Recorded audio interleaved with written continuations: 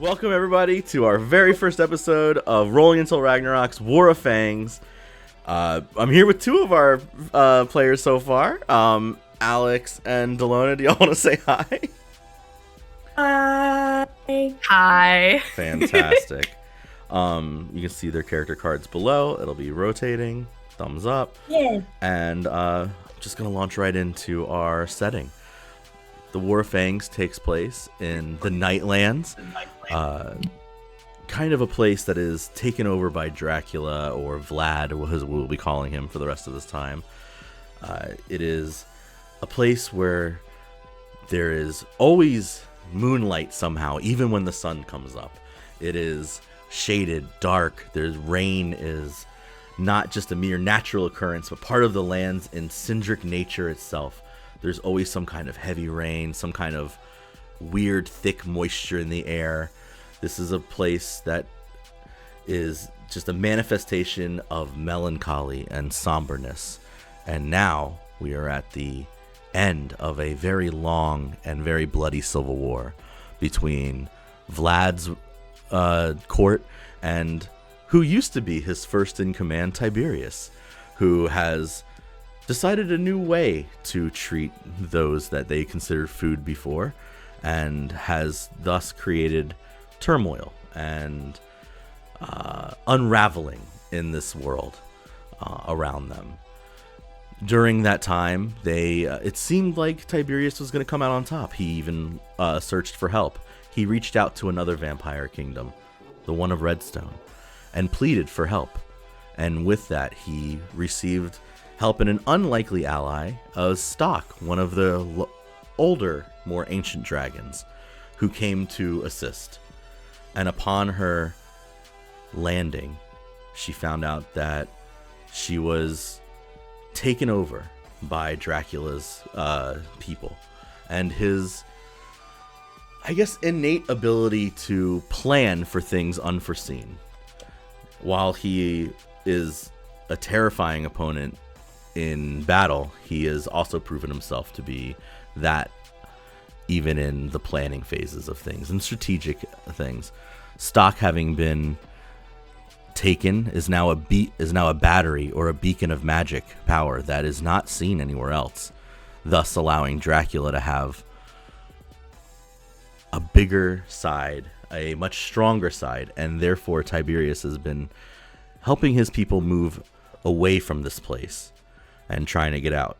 And thus we were going to now take that and focus in on the elevated city, town, mind you, of Crownsborough, where we meet our first two players and Tiberius's right hand, his, I guess, personal assistant is the best way to put it, his personal assassin. Her name is Humble. And they are now talking amongst themselves as we would meet Dr. Mercy. Mercy, please go ahead and describe yourself. Tell us what your character looks like. Give us a little bit of a brief backstory of who you are, as far as like what you do, and and then we will go from there. So Mercy's main purpose working with Tiberius is to research what's going on with magic currently in this world. So part of her lab and research are still inside Vlad's castle. And I would say she's very pale, human-esque. She has long white hair, bright blue eyes, but you'll notice that portions of her are missing and she's replaced them with machinery. Because as she's been going through and doing all of her different tests, making different potions, and working on all of her research into magic, basically, she has had to really test those things on herself. And so as the portions of her that have either been blown up or whatever during her testing have had to be removed, and she has replaced them slowly with pieces of machinery. So she's part human, part robot, essentially. Very cool. You guys are currently in a considered a safe house. This is in the farm house area of Crownsboro. You're behind the walls of the main home, being hidden away, kind of, I guess you'd say Underground Railroad style, currently, while Humble, well, we'll get right into it, as Humble pleads with Mercy, as best as Humble could do, but she'll be there. Humble, mind you, is an older, well, she used to be human. Now she is very much in that betwixt middle ground between ghoul and human. She has not yet been made a vampire, but she is kind of getting into those terms. She used to be a much more skillful rogue, although she is still that very much the shadows are her and she is the shadows. But she has more deeper bags under her eyes, and her skin is very much paling to what it used to be. Not as pale as I would say Mercy's is just yet, but it's starting to get that like stark white, and she always has some kind of hat and hood on, so seeing her hair would be very interesting to say, but it's very ratty and matted and black and very thin. But from her hood, she would lean in and say, and of course, all of this is coming in whispers and very low tones, because nobody other than the farmhouse hands are supposed to know that you're there. But she would lean in and say, "No, I need you to understand, Mercy. Tiberius wants you to live. I need you to take this, and I don't care that your stuff is in Vlad's castle. I can't bring you there. You need to go." You know what will happen if we leave that there. He already has stock. If he gets what's left of what I was working on, that would just make things exponentially worse. I think this is when Humble would finally like crack and kind of look around, and she'd make eye contact with Odamira, if you'd like to go ahead and describe yourself. Sure. So I am playing Odamira. You could call her Odie if she said she had friends, but why would she need friends? She's more of a hired hand, is available to take someone out or protect someone at will. She's got pretty short hair, typically covered by a hood or pull-up mask, side shaved. Few scars, couple bags under her eyes, just because it has been a long war. But you will never see her looking tired. If anything, you'll just see her looking more annoyed. So she's been a friend, as close of a friend as she would ever consider of Humble's for a while. They've been very well acquainted, and she has been on-hand hired for Tiberius' side for quite a bit of time. Wonderful. Humble would look over and make eye contact with you. Be like, tell her that we need to leave. She has to listen. We have to go. We cannot stay here even. Doc, look. You know it's bad out there. I didn't. I understand that, Odie, but no one seems to understand what I was working on. Can you all just not understand the magic, everything that I have in there? We cannot leave it. I won't leave it. We can't leave it. Humble, I don't think she's gonna budge.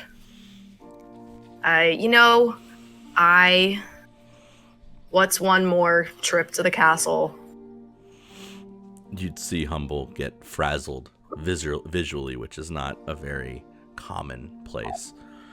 And she would almost raise her voice slightly. Again, very not common for her. And as she would begin to launch into her "she cannot go to the castle" speech, you'd hear horns and loud whips and the creaking of large like wooden frames moving into the main courtyard in front of where it is, and then the rain slightly start to pick up. And beyond the horns, knowing what the horns are, this is the announcement of Gabriella and her pack. Gabriella being one of the main brides of Vlad, but she's the one who controls the main werewolf pack that is currently going around and searching for, well, Humble and mostly you guys, and those that are currently running around, still attached to Tiberius. Humble would like start to look, and you'd see as she like kind of moves some of the wood panels to the side, so there are small like eye slits that you guys can watch through, and through the over the horns you'd hear muffled talking. You guys are in a very tight room that would lead to the back and down into like a cellar that would lead out into the kind of like the sparse woods and stuff, but we'll get to that soon. As we go here, you can decide when you would leave and if you would, or what's going on. But where the way Crownsboro is, there is only one road up and into and out of Crownsboro.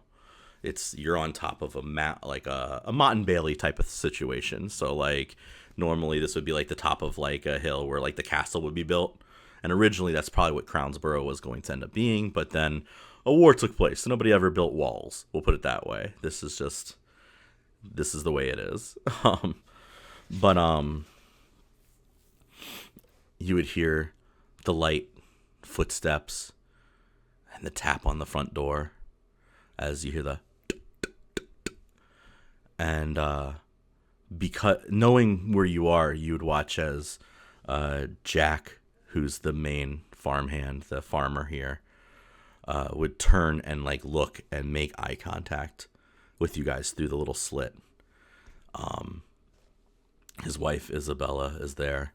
They have a little young daughter that is off to the side, and he would like nod and then go and open the front door, and in it is a tall, very well dressed, very well groomed human man with a kind of like you know, like when after you've broken your nose and like the nose is like kind of cricked to the side a little bit. He's got like that's like the one part of his face that he can't groom properly because his nose is always going to be broken, and he has like the one thinner eye than the other one. You can see that he's taken like he's taken damage to his face in the past.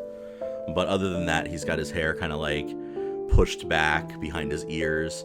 He has sort of almost like elvish ears, but they're just human. They look like they've been almost clipped, like a dog type of clipped. And he has like a very light, almost like it's not a beard, but it's like just that light, you know, like it's just starting to grow back in. And he would kind of like look in, and you see his eyes wander. His eyes are these very like deep brown, like chestnut eyes. And he would look in, and Jack would say, evening, sir. Him knowing who this is, as Sandro looks around and then makes eye contact.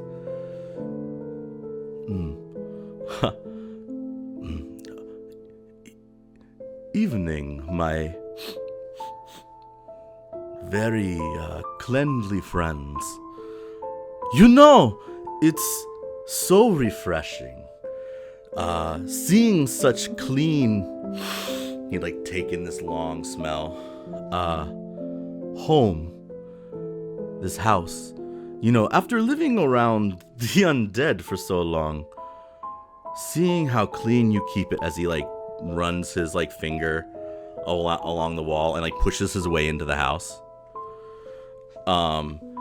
Jack would be like, yes, yeah, well, we provide the food, for this village, so we keep everything very sterile and wiped down.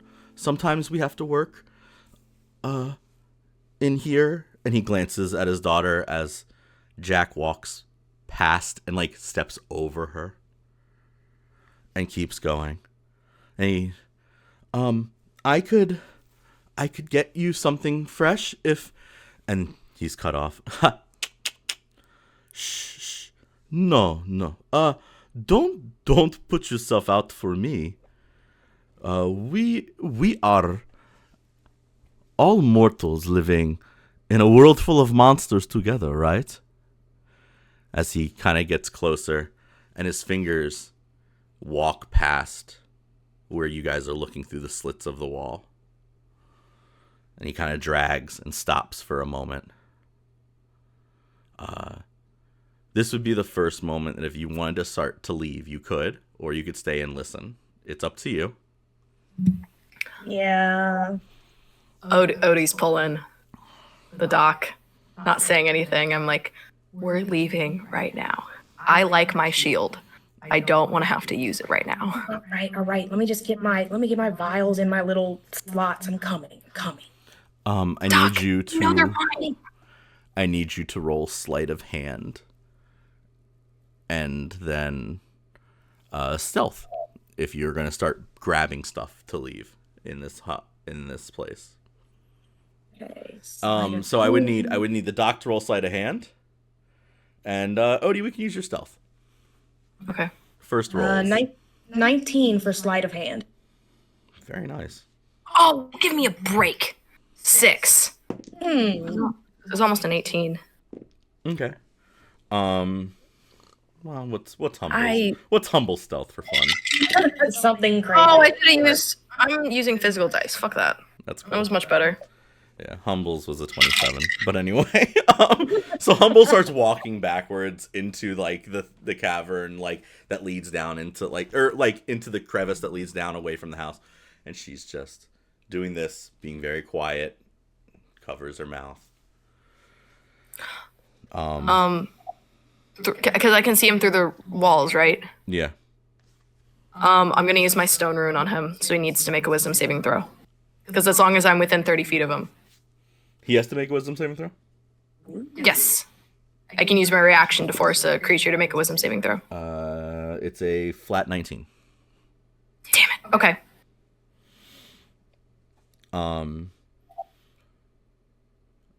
So he's talking. He makes his way over to the table and like kind of puts his hand on the table. And he says, and you'll be able to hear him as like you can hear him like as you're starting to back up and she's grabbing stuff. And as she's grabbing it, like one of the vials would like start to fall, and you'd watch as she grabs it with her second hand, like her other hand. So she's like, it's almost like she's done this before. How odd. And then she like scoops her weapon up and folds it and slams it onto her back.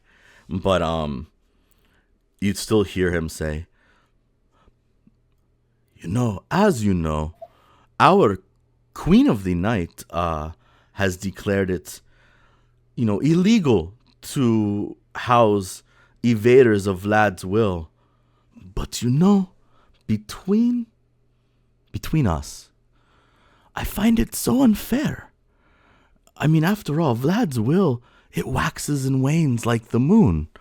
And that's just, I could be chasing and wandering around this place forever. If that was the case, everybody could be against him and nobody could be against him. And then I would not get fed if nobody was against him. It just, between us friends, I have to say, it wounds me. It really wounds me that you would fucking lie. And you'd watch as his face starts to rip out, and his nose pushes, and his skin pulls back. And then he'd look, and his head would kirk to the side, and he'd look straight at where you guys were behind the wall. And just smile, and you'd hear all the other wolves start to howl. So, we're running, I'm guessing, through our cavern. And I think The best way to do this would just be to roll initiative and see how fast we are. I'll give you both advantage, though, because you're behind a wall. Okay. I'm going to give online dice one more chance. If not, then yeah, physical dice for sure. It's okay, 23. Very nice. I got a 20. Very good. Neither of them were nat? No. No. Okay.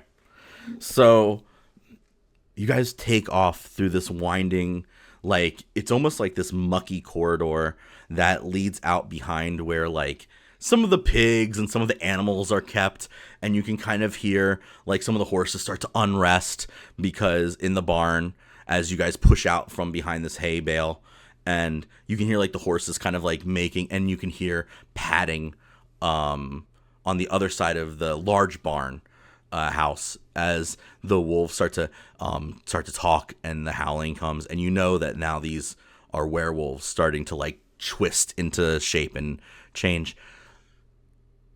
The trees, it's like very sparse. I need to, like, really, there are very sparse trees, and they're thin and they, like, lead up into the sky, so there's not really much cover to take except for the fact that it's very heavy rain. So you would run, and you're going to have to go past where the carriages are anyway to get down, or you could just leap straight off the side of the cliff. I'm not taking that away from you. I'm just, you know, these are hard times. So I'm going to let you choose. You know damn well I don't have any sort of featherfall access bullshit. I know very well that none of you have featherfall. So I would say that as you peel around, you very good rolls. I guess I could roll for my guy, for Sandro. Like I said, he doesn't have a very good initiative, I'm not gonna lie. And as you, oh darn, I know, right? So as you run, Humble would stop towards where, like, where the trees are, and she would turn and say, "Okay, go. I will see you all at the base, and we will meet. We just get to the road and keep going. Mercy, you can't get caught." Okay, just you better promise that you're gonna be there. And Humble would, like, touch both of you and cast Pass Without a Trace. Ooh. And say go. And you're only gonna have it for a moment, because once you get out of range of her, it goes away. So okay. for a brief moment, you would feel yourself almost feel lighter, and like some mist would form around you, and it would just let you run. And as you're running out, if you were to look, you'd see the town is gathered towards the middle, and Gabriella is standing on top of this coach.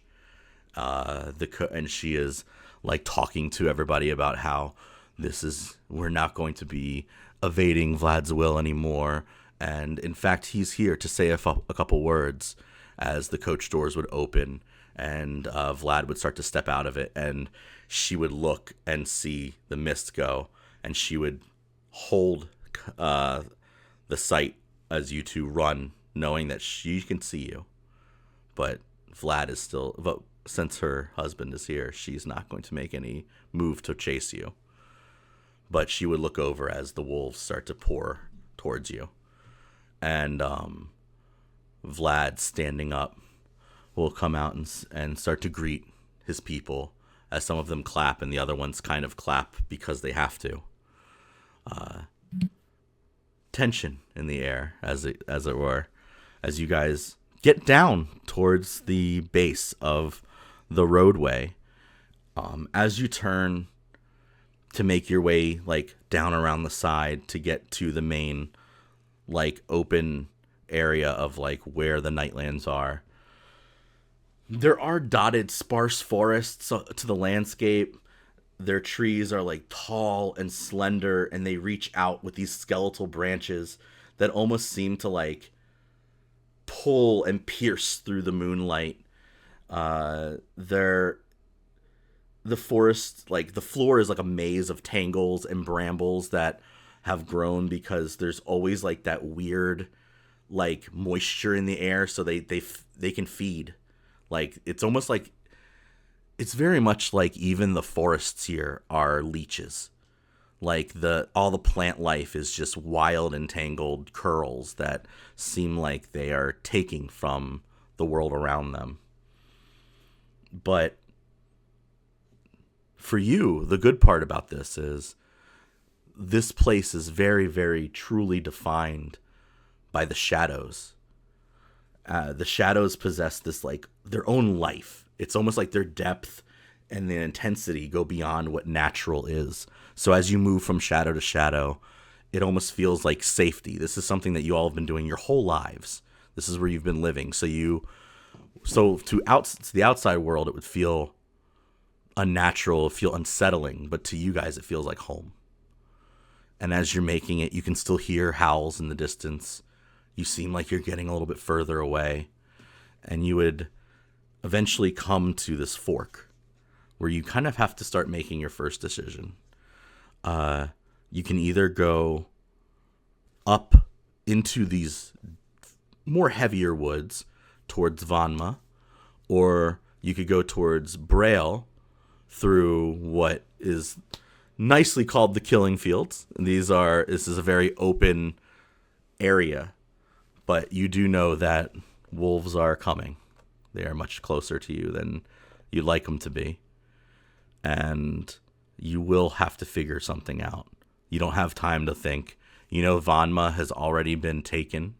Crownsboro is the last holdout.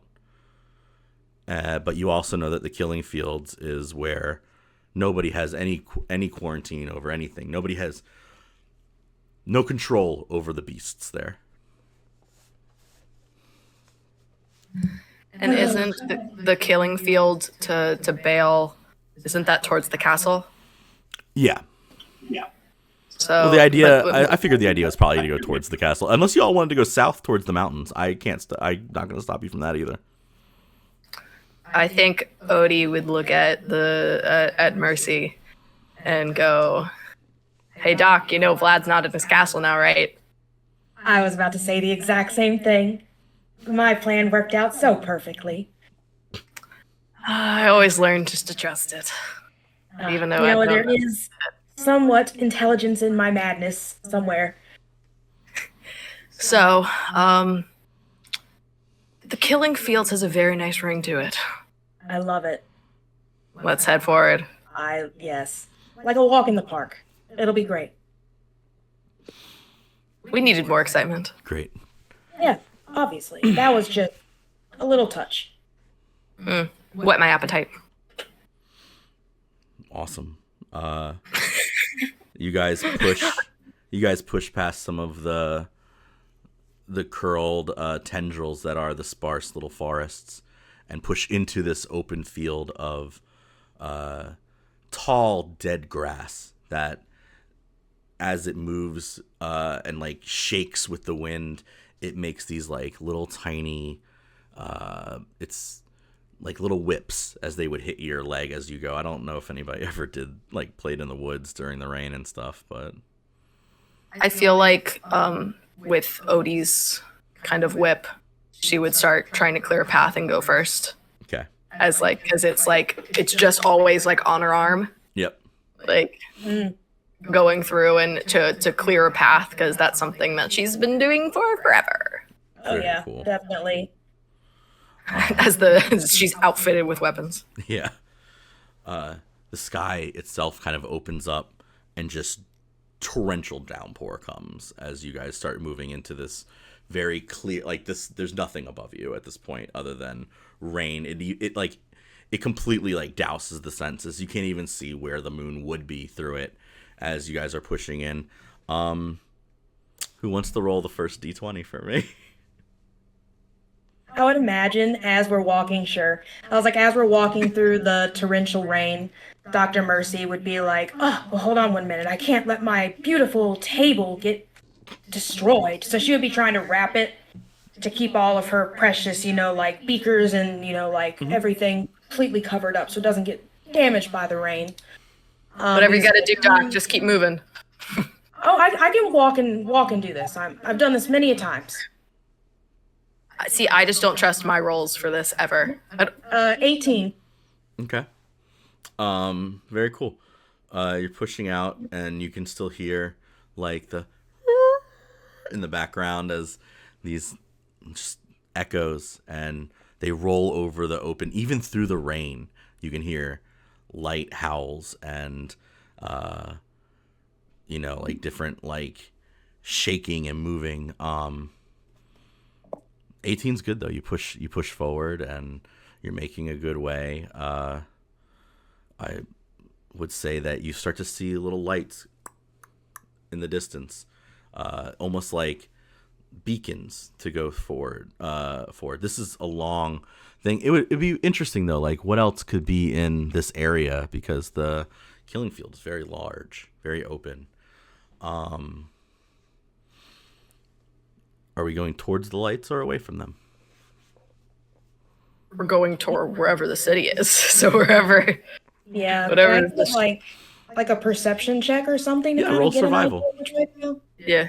Survival. Oh, survival? It's so you don't get lost. Doc, roll better. That's a nat 20. Me too. That was awesome. Yeah.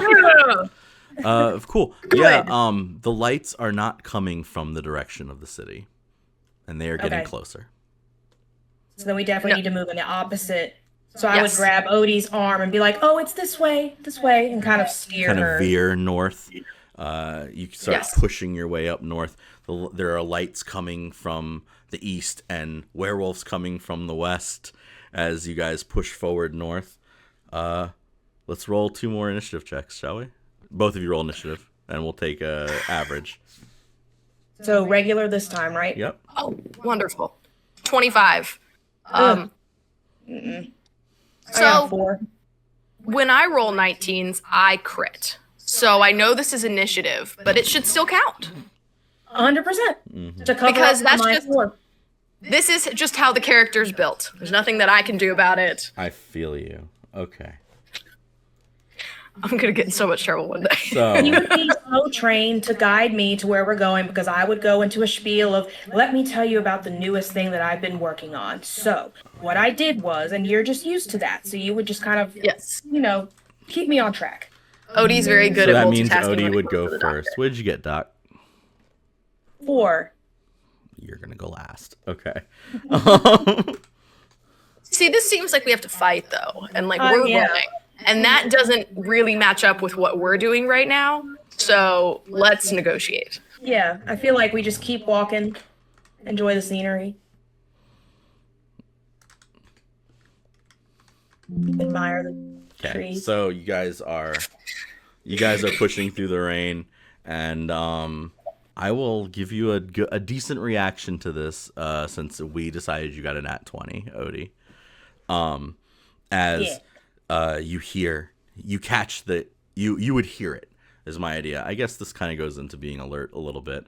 But you hear the and you would know that is a werewolf catching up to you on the left and about to swing through the rain at you. So you have first reaction. If you're gonna just swing at the werewolf, it will be on disadvantage because you can't see it yet, but you do have first. You have first thing to do, and you know that the werewolf is coming. Okay, so does that mean I can pull out my bow and notch an arrow to be ready, knowing it's coming from the left? Yeah, we could. So that way I can be prepared, and as soon as I see it, I shoot. We could do that. Yeah. So you want to. So basically, you're going to ready an action to shoot as you keep moving. Yes, and with my bonus action, I'm going to enact. So, she's got that, whip attuned to her on one arm. She's got her runes engraved on her other arm, so you'll see her push this side up. And, you are going to see her light up the hill rune. Mm-hmm. Which means that she gains resistance to bludgeoning, piercing, and slashing for a minute. That's good. So it should, last for this whatever combat's about to happen. Cool. So, the bonus action's taken place. I'm holding my attack Okay. until I see the werewolf, but the arrow's notched and pulled, Very cool. ready to see where it is. So as you go to like pull, or as you notch your arrow and turn, you know that this is coming. You know that you have to like protect Mercy. And as that happens, you watch as this dark figure comes ripping through the water. And I will make three. I'll make three attacks on disadvantage against Mercy as he swings for her. Okay. And you can loose your arrow. You'll have attack. You can attack normally because you are ready. Okay. Okay. So that one's gonna miss no matter what. That's an 18. 18's its AC. You hit. Wonderful. Good job. And I have 2 attacks. I got a 22 and a 15. I don't actually remember your AC off the top of my head, Mercy. It's 17, so the 22 hits. Okay, cool. Damage from you? So I have 2 attacks. So I realistically could shoot with 2 arrows. Yeah, if you notched them. Good. Yes. Yeah. And they're the silver tipped arrows. Okay, so they'll do normal damage. Great. So that's 4 for the first. Mm-hmm. And I can't see that. 13 for the second. So 17. I don't. So I hit with 1. Oh, Because okay. I feel like she would do. I mean, unless like because I had to roll. I thought that was the damage somehow. I was like, you did 4 damage with one of those things. I don't understand. Well, I rolled a 2 and it's a +2 with the specific bow. So Okay. no, I rolled a 4 very unfortunately for damage. Okay. With the first silver tipped arrow. I think the way that Odie works is that it's 1 silver tip, 1 regular, so that way she's always prepared for something. Cool. Sounds great. Yes. So that easy. was that part of the attack. Okay, so you watch as like the werewolf like claws downwards, missing his first attack. The arrow slams into his side, and he kind of like he like pushes through and ignores it. It snaps against his hand as his second claw comes down and actually hits her. Can I use my runic shield as my reaction? What's that? So that way it doesn't. What does it do? Oh, when another creature you can see within 60 feet of you is hit by an attack roll, you can use your reaction to force the attacker to re-roll the d20 and use a different roll. Oh, okay. So I will roll it again. So that's another just like wave up her arm. That time it was a 19. That still hits. Okay. Okay. It's okay. I get a couple more. But yeah, so the second claw comes down hard, and just it's him trying to like he's gonna take damage first so he can make sure that he can follow you all through the rain. So it's a lacerating hit, which we will get to in a second.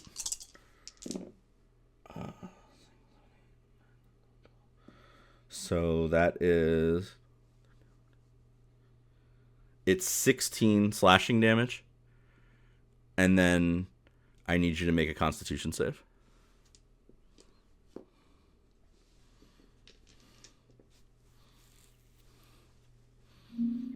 Oops. I don't know why that clicked twice.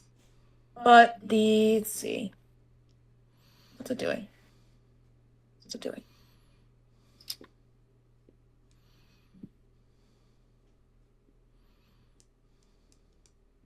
I don't know what happened. I don't know where my roll went. Disappeared into the void. Rolled again. Apparently. Let's try that again. That's cool. Roll again.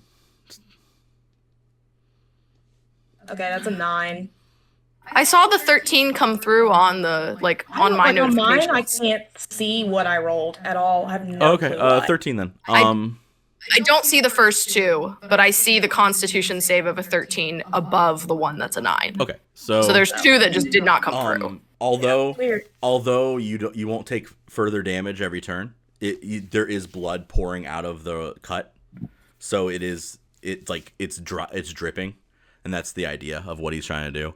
And as it hits, or as he hits, he like rolls off into the rain further, and you can hear other padding as more of these wolves start to catch up.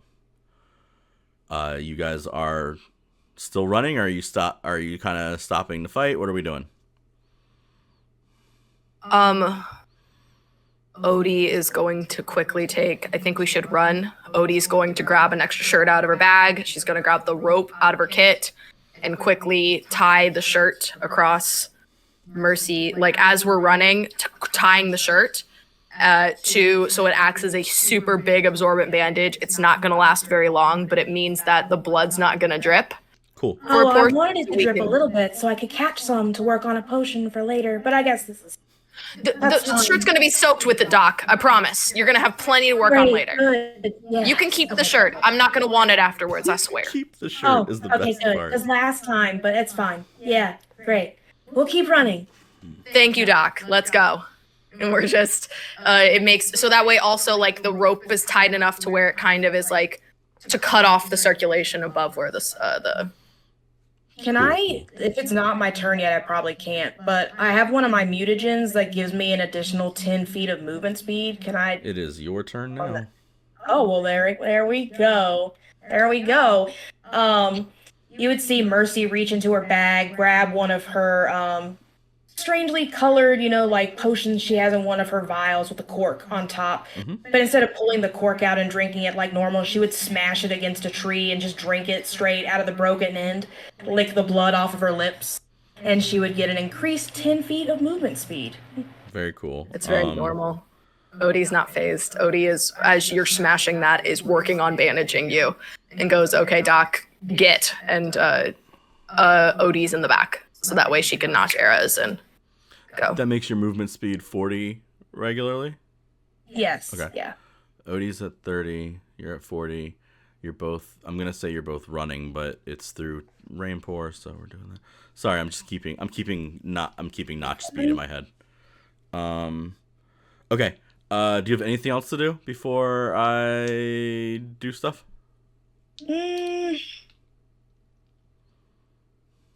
I will bonus action just in case. Go ahead and activate my Crimson Rite on my alchemist table. So you'll see her like flip a switch, and like the Bunsen burners on her giant slabbed alchemist table she has across her back light up. So that way, if I need to hit something, I can do extra fire damage. Very but cool. I'll be moving. You would hear two as gunfire goes off to your to the east where the lights were, and I have to roll on disadvantage. So give me a second. All right, so both of you make a dexterity saving throw, and it's a very low AC or DC. Just roll above. Let's roll above an 8. Come on, guys. No. Oh, 9. I got a 7. Okay. No, you didn't. I did. Okay. I don't see it. It doesn't count. Whatever's happening in this. Oh, I see it now. Jesus Christ! And I rolled really well. You take 22 piercing damage from the shot. I only rolled 3 dice, man. Like. Jesus. So the first shot hits right at your feet, Odie, and you're like, ooh. And then you look up and you watch as blood goes slams out of her as a bullet slams into this part of her shoulder, and it just scatters everywhere. And you can hear the padding, and you hear like the dogs, and they like immediately the padding starts to catch up. Doc, I only got so many shirts. Your turn, Odie. Fine, it's just more samples. We're running. I can replace that shoulder. I think we should just run. Odie is gonna pull out that shield of officially and like make sure it's back covering weapons. Mm-hmm. But is holding that because she's got the whip on her arm always. So let's run with that first. Okay. Very cool. But I will.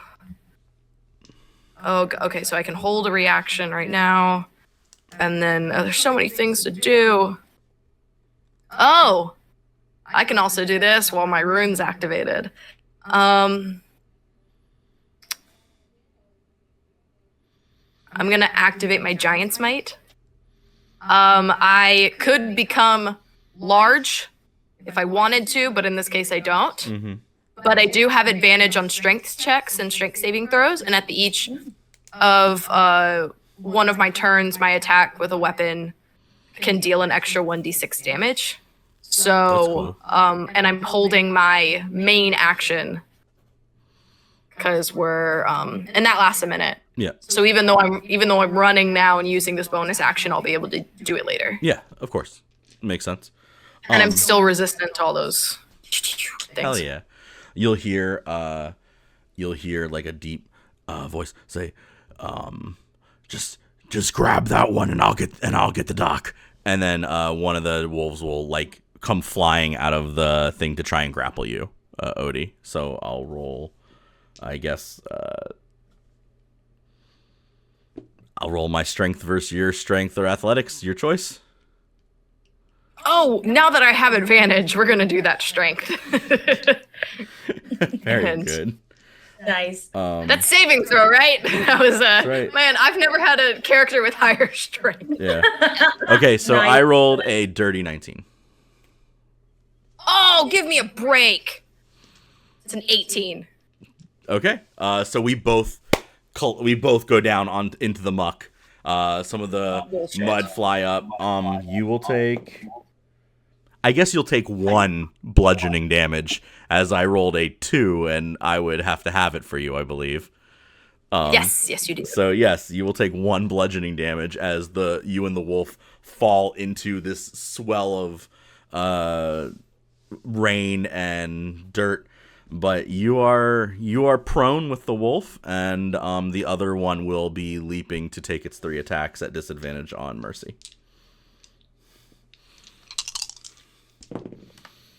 One's a nat 20. Can I do the protection fighting style? Or as long as I'm wielding a shield? Because I technically am wielding the shield. That's why I gave it to you. Yeah, I can use my reaction to impose disadvantage on your attacks. It already has disadvantage. Yeah, I rolled 2 20s for the first attack. Where's? Oh, never mind. It's also I'm gonna runic shield that one as well. Okay, so I'll re-roll that one in a second. I'm gonna roll my other 2. A 5 for the second one. So one of the d20s you gotta re-roll. A 5 for the second one, and then a 19 for the third. So I have a nat 20 and a 19, and I'll re-roll the nat 20 now. Is that what we're doing? Yes, please. Yes. With disadvantage is an 18. Yeah, so both of the 18 and 19. It's not a nat though. It's not a nat though. Yeah. That was really good rolling on my werewolf's part, I'm not gonna lie. Don't care. I just have do. to say full out. I was like, I really like the werewolves, man. I put a lot of thought into these things. It's not that you haven't. That's not what I'm saying. I gotta say on this end of where I'm sitting right now, I don't care. First one does 8 slashing. Okay. And the second hit does 23. Shit. I rolled really bad the first one. I'm looking real hurt. Real. And then it would stop and say, and it would like, it's huge, like it wouldn't peel off. You could still see it, and it sitting in front of you. This is one of the lesser of the pack, so like one of the scouts. But you would not recognize the wolf, but you would recognize kind of like what type of, like what it is. You know what I mean? Because you've been around these things forever, and you would know this is one of the scouts, kind of like a pup, if you would. And the wolf would say, "Look, Doc, I'm gonna need you to just put everything down and come with us, Sandro." You know I can't do that. This is not the way. The ground is too moist for the legs of my table, and I just this information and stuff I'm working on is too important. I can't do that. It's your turn. Sorry. I'm still running. I'm not. Yeah. Okay. You're not gonna stop and fight. You're gonna keep running. No, absolutely not. Full 80. Just. Okay. She takes off into the Yep. mist and the rain, and you'd watch as the wolf and just goes after her, and then two more pad past you. Odie's gonna yell and call them cowards for leaving the fight that she's in right now. Wow. Nice. Roll intimidation from the ground. I'm intimidated. It's a 15. I'll say only two of them chase her, and the other one stops to turn on you. Great. I love that for me. You yell coward, and then the back wolf stops and goes, "They'll be fine," and stands up and pulls his claws out and turns to you guys on the ground. Odie, it's your turn, and we'll all go ahead and fight after that. Oh, actually, wait, hold on. I lied. It's not. I still have gunshots at Mercy. I miss. Good. Great. It's really funny I'm on because the the ground. gunshots are supposed to be scary. They're not actually supposed to hit you, so I have to roll to hit on disadvantage. Then I need you to roll dexterity save to see if they hit you. But she just rolled really poorly the first turn. They're not supposed to hit us, and they're gunshots They at us. They weren't supposed to hit, man. It was supposed to be scary for ambiance sake, but they hit. You're pointing weapons at us, and you're like, that sucks that they hit. It does. It does. Yeah, it doesn't make sense. It doesn't, Alex. But it's your turn. You're prone on the ground. My turn on the fucking ground. Oh, I should have read this. Hold on.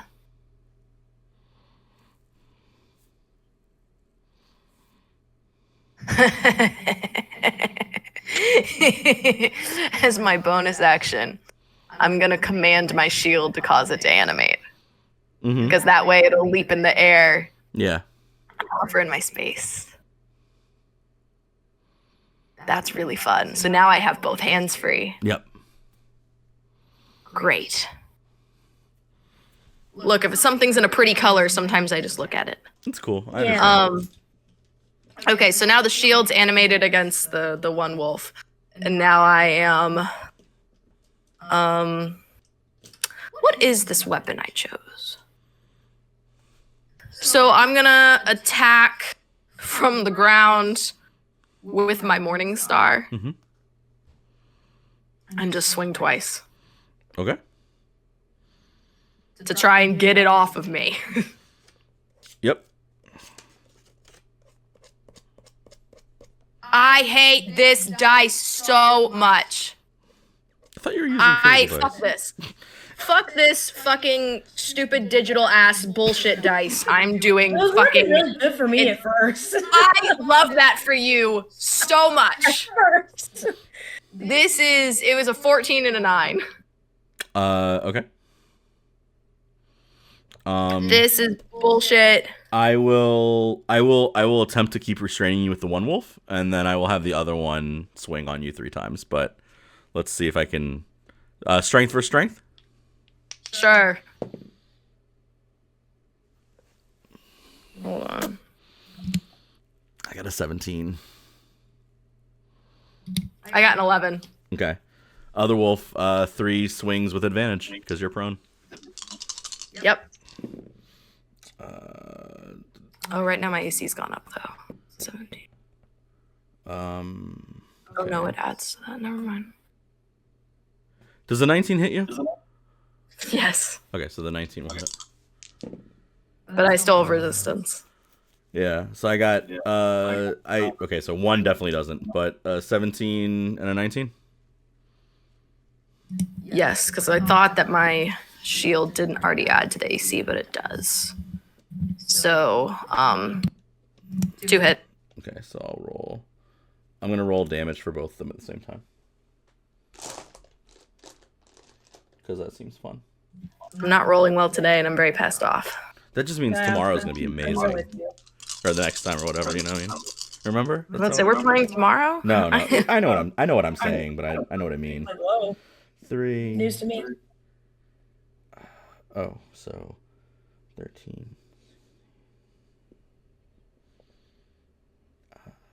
31 damage divided by 2. Slashing. Okay. It takes 2 big chunks out of you from where it can, kind of messing up your leather armor. And it says, you should have just left her. Who are we talking about? What? What? The large wolf says you should have just left the doctor to die. What doctor? What are you talking about? Oh, we're doing this in person, okay. Sounds like you confused me in real life. So very and cool. Therefore I get inspiration. It makes it the doctor's turn. So how do I have any lead on these things at all, or are they like right up on my tail? One of them is pretty much right up on your tail. The other one you got a pretty good lead on. Okay. The main scout wolf that was like fucking with you is about as fast as you. Okay. I think you have about. I think at full sprint you have like 10 or maybe 5 feet fast. You're like 5 feet ahead of it, but at a full sprint, I think it could catch you. I'm just trying not to full sprint because I want to be able to swing on you when I get you. No, don't, please. So she would reach in her bag, grab her. She has a stone melon vial potion. She would take that. So I get what, 2d4? Yeah. Plus 2. Sorry, while you're doing that, shouldn't the shield have protected me from getting that damage? Because it was...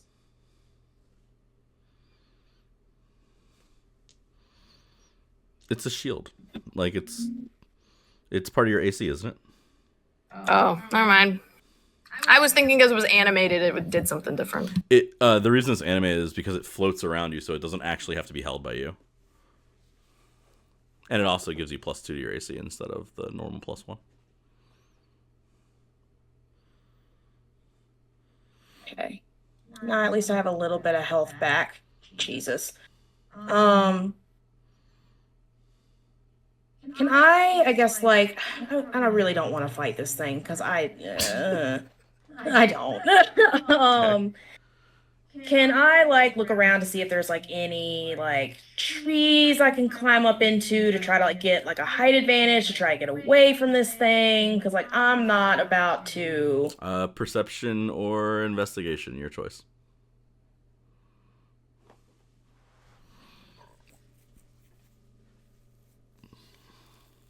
$21. Which one? Investigation. So there's to your like northeast there is, it looks like a outcropping of a road that has like it would go down and then up, you know what I mean? So there's a big ditch kind of like thing, and then it becomes like the flat like actual like road. And then there are, like I said, there's sparse trees. You would never want to climb one though. They're big skeletal. Like it, one of the, like you could rip through the tree if you want it, if you had to. Okay. That's the idea of what the Killing Fields is. It's just a big open space that is heavy, like, you know what I mean. There are some like sparse bushes here and there that you might be able to like try and take cover near. There are and then up ahead, like I said, there is like the ditch and the thing, and then there's like a there's like more although it is raining really hard, there is more like dead grass places. You might be able to light some of the grass on fire if you had to. I mean, you have enough chemicals on you. I'm sure you could do something with that, but it's kind of a matter of how you want to look at it. Yeah, I mean, could I attempt to maybe like aim for that as like a distraction to like try to get him to pay attention to what I light on fire as I head in an opposite direction? Yeah, I mean, that's what you want to do. Sure. Cool. I guess so. You kind of like you're still at, so it wouldn't be at full sprint, but you would be able to run, get to like one of the outcroppings of like these like bushes and stuff like that. You throw a bunch of these chemicals on it, and then I guess you swing at it with your table because that's where the fire is, right? Yeah, that's where the fire is coming from. Like giant flames just lights it all on fire. Yeah. Be like, this is beautiful. Why don't you go ahead and roll damage for your table? Because I want to, and we'll decide on how big that is, and then give me a deception roll as you take off. So that's a 14 for the table. I would say it's a pretty big flame. Like I think it goes really well. And you roll your deception versus my perception, and let's go.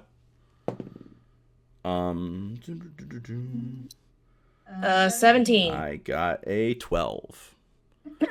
So, I would say that you peel off. Oh, okay, so wait. Now the question is, which direction do you want to go? Away from this. I guess I would kind of try to head, not like a full loop, but kind of like head back towards Odie in a sense, but not get too close, just so I can kind of because I don't want to leave Odie too far behind, because she's my only protection. Okay. Yeah. So you sort of circle back, and you could see like through like some of the flames and like the shadows, you watch as these wolves like pull up, and then the one larger one that was kind of like padding behind gets to it, and he's looking around, and you see one of them like look off the opposite direction that you took off, and they both and two of them pad away as the larger one stares into the flames and kind of has his own moment there as you get away. Shit. I do not like how close that was. Odie, it's your turn. Okay, let's get these fucking things off of me. I'm mad. I want it to translate into my fucking dice. It will. I feel it. Channel the energy. Ugh, get it off!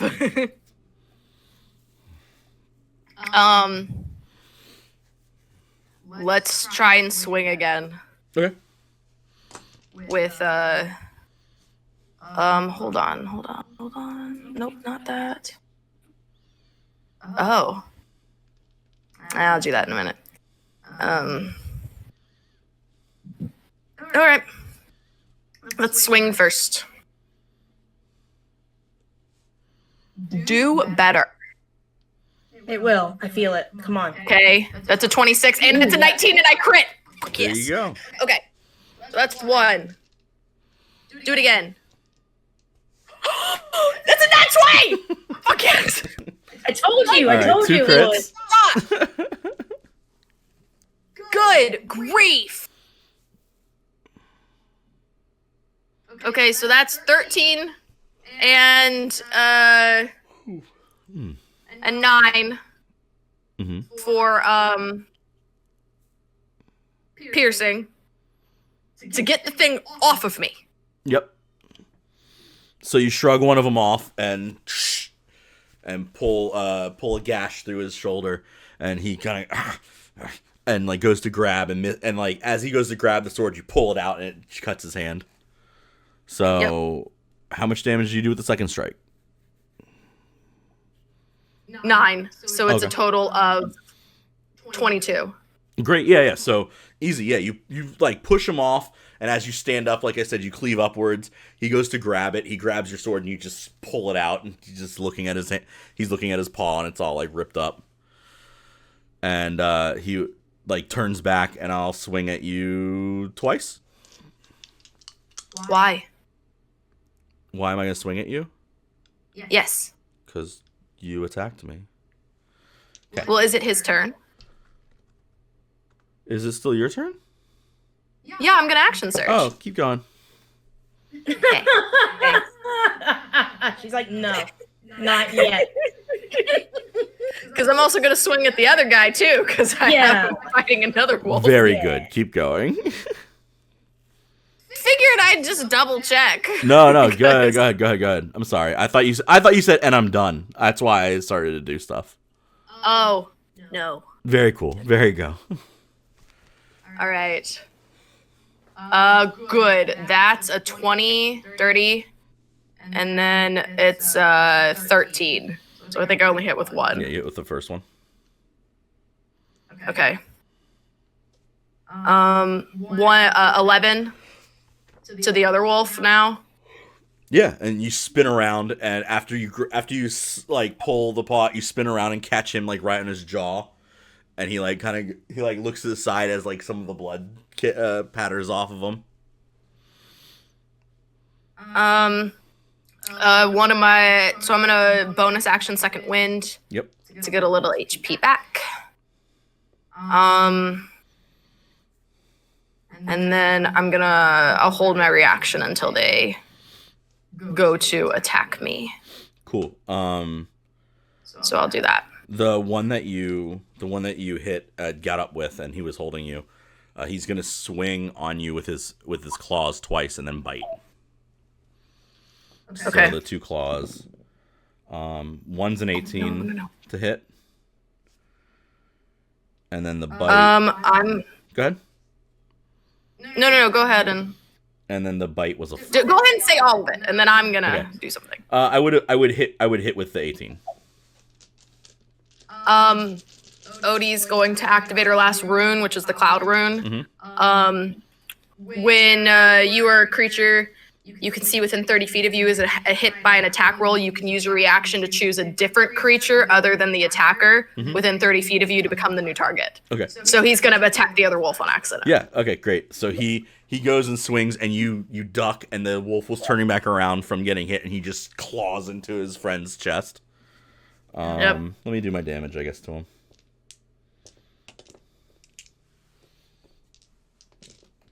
Where? Wait, I'm missing a dice. There it is. And I will do 26 damage to my wolf guy. And he'll look, that one will look, and then he'll like go to, I think I'll have him like go to bite you and just try and like pierce you with his claws. So 2 attacks from him. Oh, and I forgot, because of my Giant's Might, I get an extra 1d6 per attack. So let me, hold on. Oh, yeah. Add a couple more d6. Okay. That's an additional 9 to the... Oh, so wait. So it's 5 to 1, 4 to another. So another 9 and... yeah, I see why you did that. Thank you. Okay. Yeah, because it's one of your attacks, and because I action surged, it was the 1 and the 1. So very cool. 5 to the first, 4 to the second. Ooh, yeah. I just rolled them together and confused myself. He looks a little bit like the one that like slashed at his own friend looks a little hurt. Like you could see him visibly like getting down. The other one misses with his 2 claw attacks, but I would get a nat 20 for my bite. Do you have a way to stop that? Yeah, I'll use my last runic shield to make you reroll it. Make me reroll it. Yeah. 14. Does not hit. Yep. So he bites, and then your shield, and it like, and this one just like can't seem to get anything in or whatever. And every time he's looking away, his friend's smacking him in the face, and he's having a bad time. That's the end of their turn. Jesus. That makes it finally. That makes it the doctor's turn. Roll stealth. With the power of humble, please, dear God. The power of humble. Humble, buddy, old pal, old friend, who we love. 20. Cool. You are circling back, and the larger wolf is starting to like walk in that direction, and then you can't see exactly what, but this large shadow just takes him out, and you just keep pushing through the rain. How fast do you move now? It's still 40. So you're moving at 40 because you're trying to stay stealth, I'm guessing. Yeah. Back towards her. Yeah. Yes. We did 2 turns of running, so you have 1 more turn of moving towards her. That would make it Odie's turn. All right. God, if I run, they're just gonna keep coming after me. So, because where are we now in terms of Middle of the path? random killing fields. Just Well, random killing field, but like, is it one in front of me, one behind? they're both kind of like to the side of you. No, they're not like I didn't know if I had to like turn or. You could. They're both within melee range of you. You could fight them. That's why I'm like circling back because I feel like there's really. I have to fight them. Yeah. Yeah. I tried to lead as many away as I could, but we have to. Yeah. Well, I decided to be cocky. So. I mean, I'm sorry, we didn't really have much of a choice, with gunshots that weren't supposed to hit us but hit us. So I mean, I can't wait for you to bring that up all week. This is great. Oh yeah, you're reminding me about okay. the guns. I'm supposed to roll for that. Just go. It's your turn. I'll do it next turn. Good reminder. So there.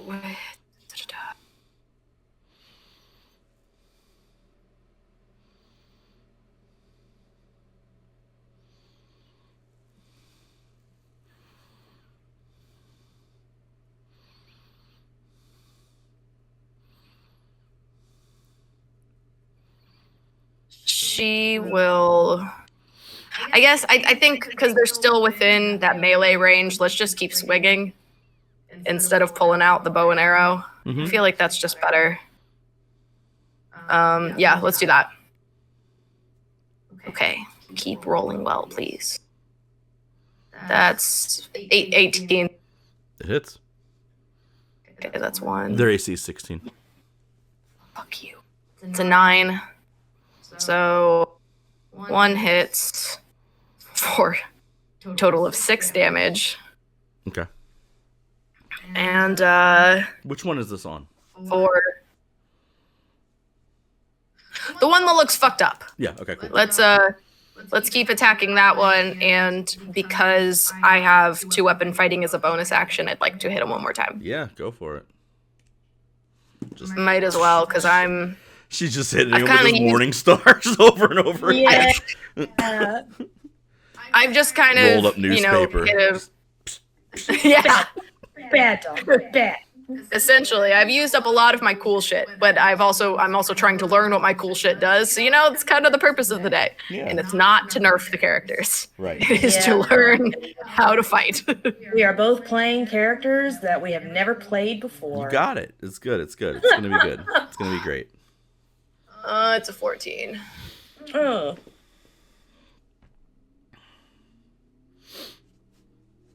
Okay. Anything else? That's it. Okay. First wolf will take 3 swings on you. Yep. I flat out miss with everything below a 5. Wow. I'm not even kidding. I just rolled a 2, a 3, and a 4. Wow. On 3d20. The second one will take his 3 swings out at you. Have the same results again. An 18, a 12, and a 10. Think I hit once out of 6? You hit once. Does my protection style apply to myself? Or is it just other creatures? I have no idea. That means it applies to yourself. Well, What does it say? while wielding a shield and a creature you can see attacks a target other than you. Okay. I was about to do some real introspective things about things that you can see and I can see myself. I know. I mean, you can. You're really in tune with yourself. Okay, so I hit you. Look, once. when it says other than you, I can't bullshit my way out of that. I fully prepare to make full bullshit arguments through this entire campaign. That's cool. I hit you once. But I have one hit. I'm 3. 14. 14 slashing damage. halved 7. Thank you very much. Very cool. I love this rune. Yeah, no, so they both like the first one swings and you just kind of like back up a little bit as it's going, and then the second one jumps in afterwards, and you kind of like duck around the first one, but then its shoulder just kind of gets you and it cleaves a little bit into you. You hear some more gunshots go off. They miss from wherever they're going wide. They're just shooting. They're literally just guns shooting into like the fucking like heavy torrential rain. And Odie yells, "Not helping!" right. Yeah, that's my wolf's turn. Let's Doctor roll stealth versus my perception. Roll a 23. That was only a 9.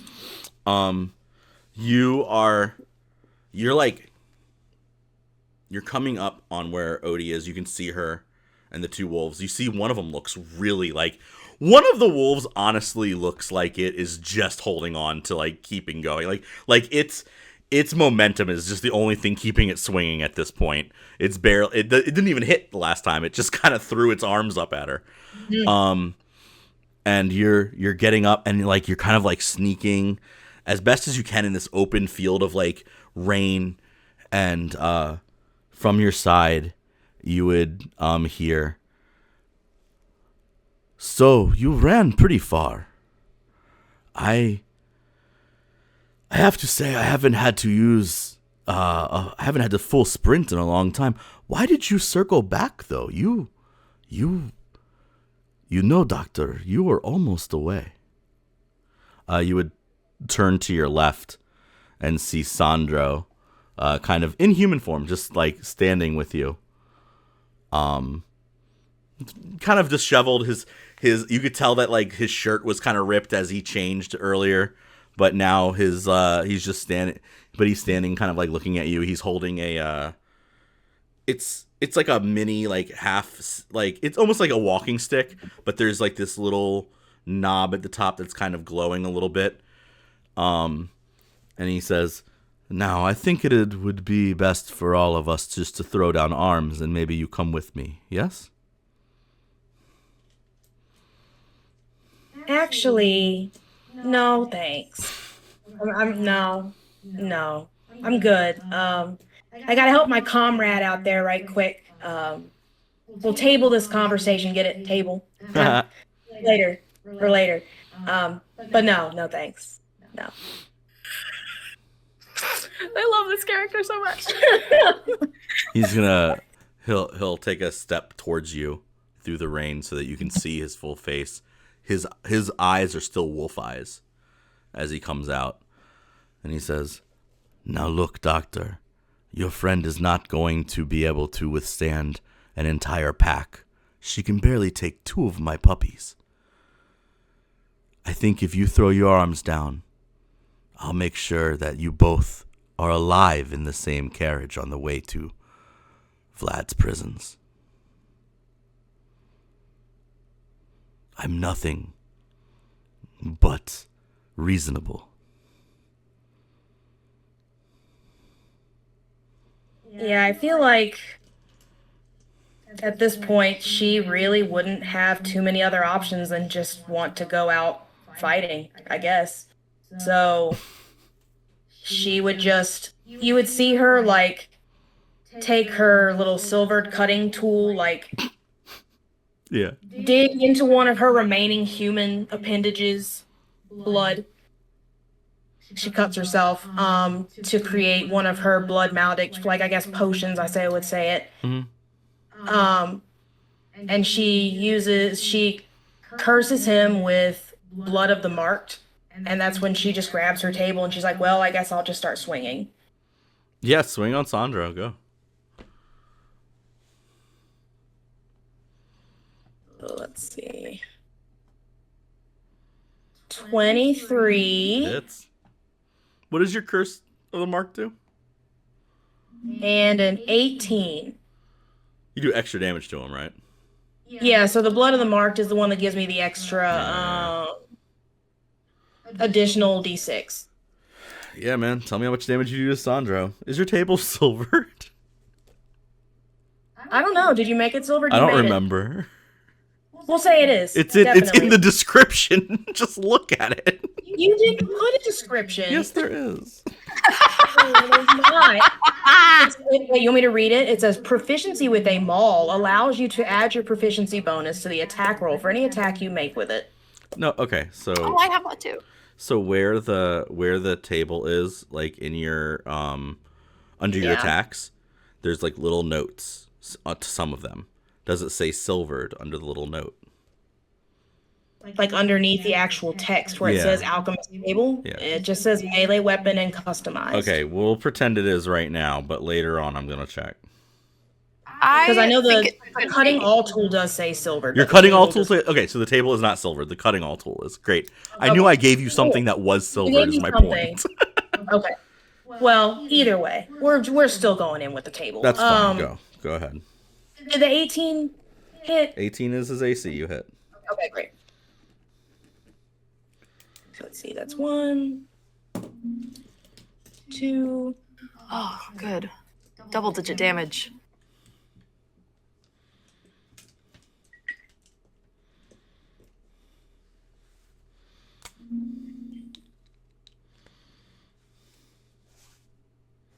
I don't know why all of my numbers. I'm gonna have to reload D&D Beyond because my numbers are just not completely showing up.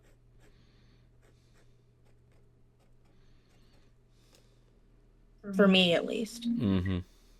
I hate when that happens. Oh, that's a lot of 10. So 30. 30 damage. It's bludgeoning. You know what I was? Well, let's see. 20 of it is bludgeoning. Okay. And then the other 10 is fire. Oh, okay. So it does. So okay, great. Yeah, perfect.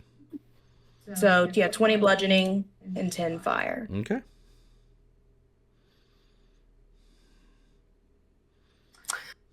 Some part of me was wondering, I'm like, should we just get caught? Because we're going to be brought to the castle and then I'll just escape. just go ahead. Yeah, right? Because I'm like, really, at this point, what are we going to...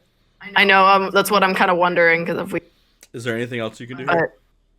I'll just use my one usage of my brand of castigation. So basically, like when you see when she takes the table and she swings it on him, one of the little Bunsen burners that she has on her table, that basically this table is what she uses to brew her potions and work on her alchemy, just makes a giant searing mark in to the side of his face. So now I can track him wherever he goes, and he takes an additional 3 psychic damage. That's fucking cool. Okay. Wow. Psychic. That's awesome. So we'll just roll with that. Psychic. Very nice. Fuck yeah. Okay. Go Doc. And that's my turn. That does. So you did 28. Okay. Very interesting. So you hit, and it leaves this like searing, like this weird, creepy little stupid mark in Sandra's face, and then it like and it like bursts, and you go, Bad dog. No. and Sandro is going to go, and I'm just gonna have him hit you in human form twice. Yeah.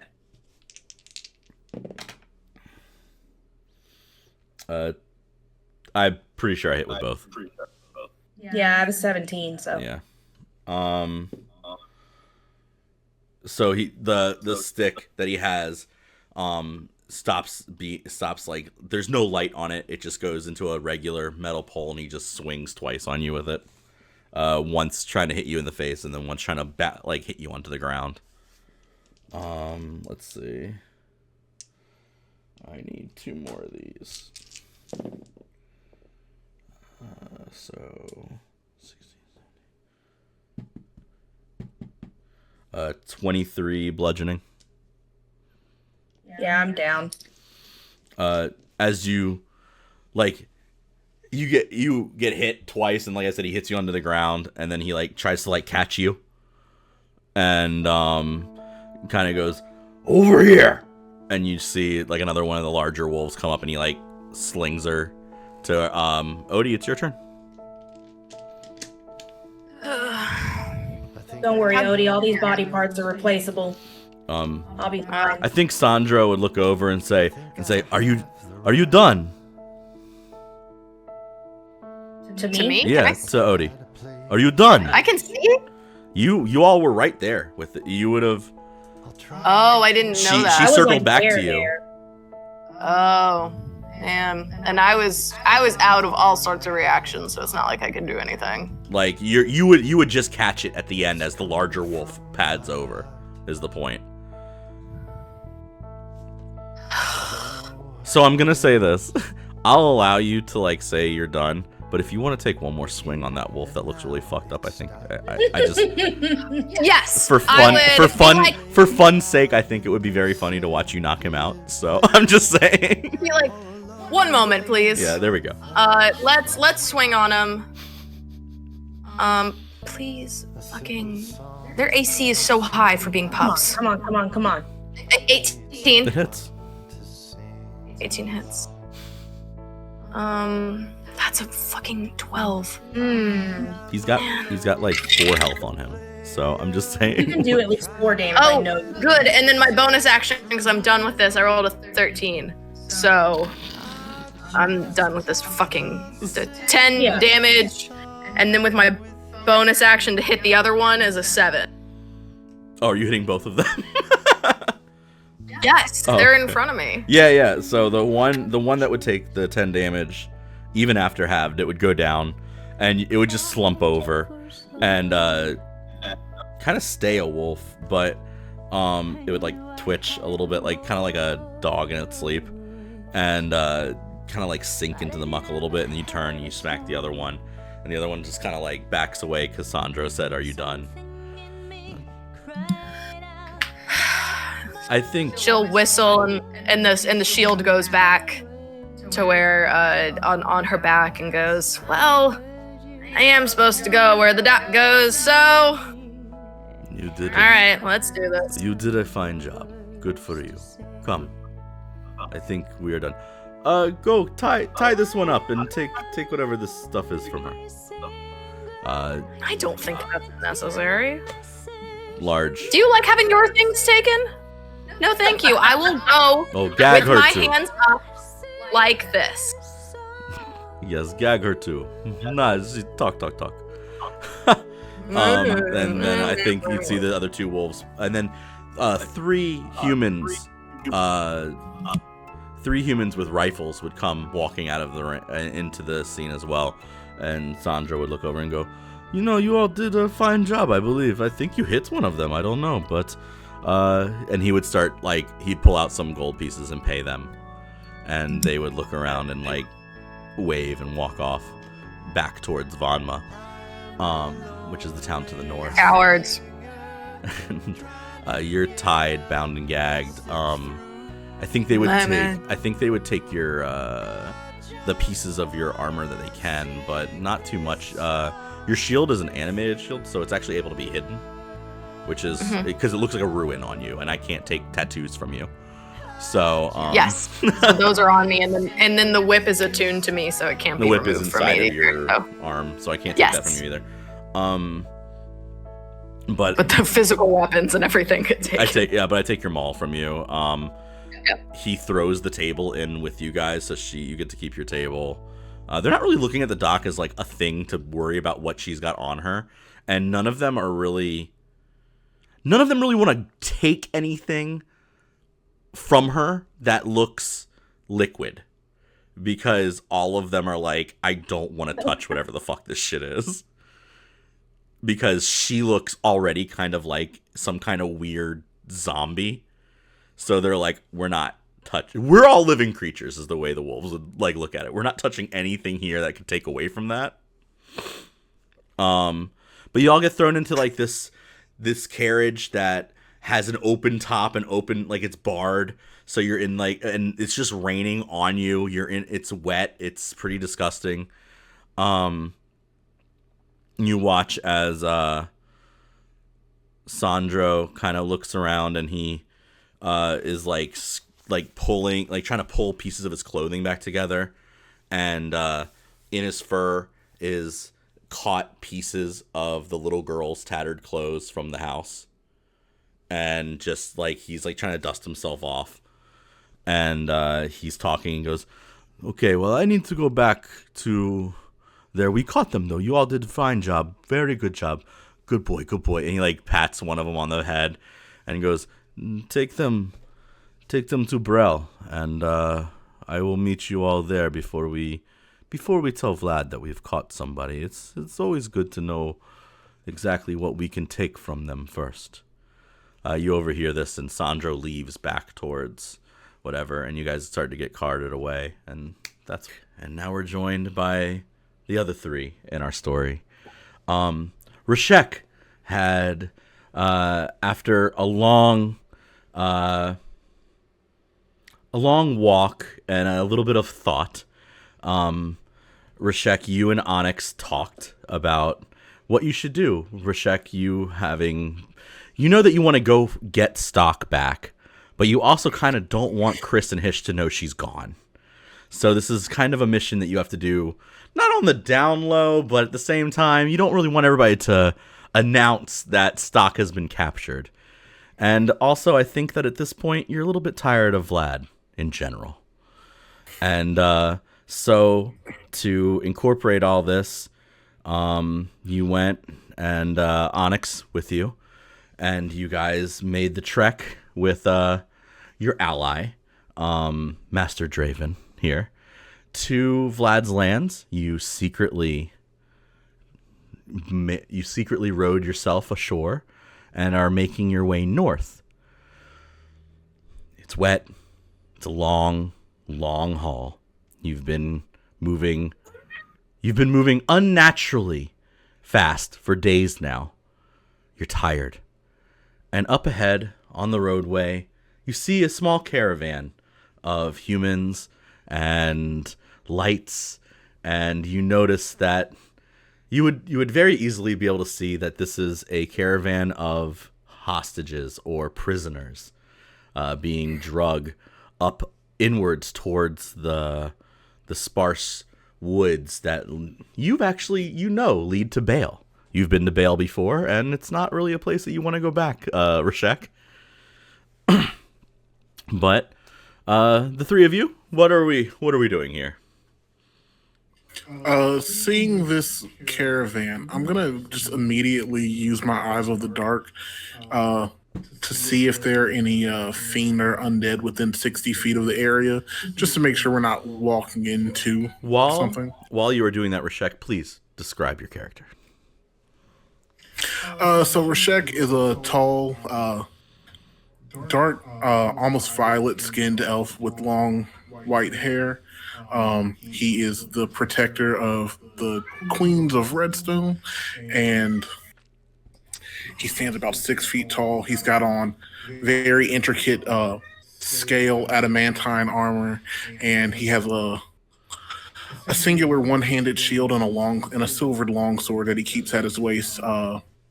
That you'll often notice he will dismiss into a puff of smoke and resummon when he's a bit agitated. Use your eyes of the night, and all of the most of the humans, except for the ones driving the carriages, light up as werewolves. You would know that they can change at will. One of them looks way more messed up than the others. He's bandaged up. He's got like a piece of his like tooth missing that he keeps like tapping. Looks like he was just in a fight maybe that day.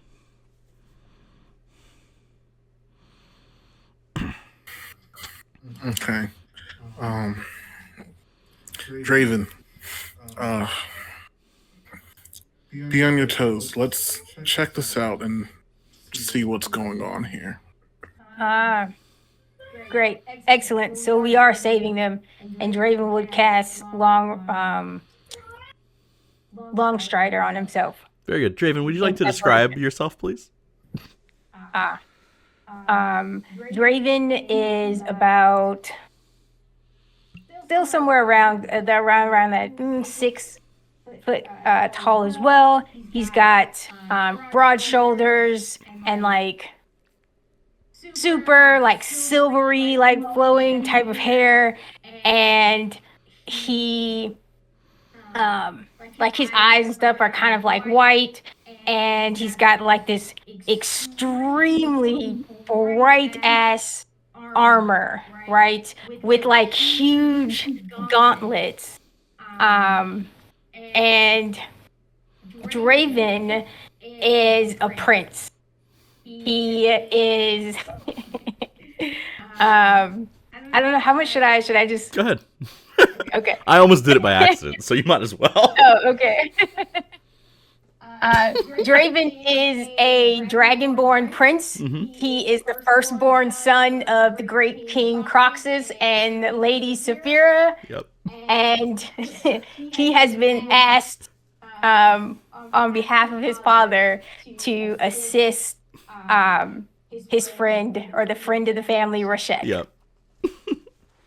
Very good. So our master Draven Orr has come along with and then next to them you would see, just in the rain, maybe slightly shorter, but not, I don't know. By all means, Onyx, please describe yourself. Maybe half their height. Like, you know, he's a little taller than their waist level, so he's looking up to them, but only physically looking up to them. You know. Right. Onyx is a short little blackish gray kobold, been in the service of Stock. of Lady Stock since he was very smaller. Comes from a line of kobolds that worshipped the that sort of line of dragons, and he has the pleasure of getting to, you know, be up there in the front lines. Yep. Stock's favored. So while Hish and Chris have Rashek, Stock picked her own dragon to be her favorite, and so Onyx, the charcoal colored kobold, was a devotee of hers, and she imbued with him all of her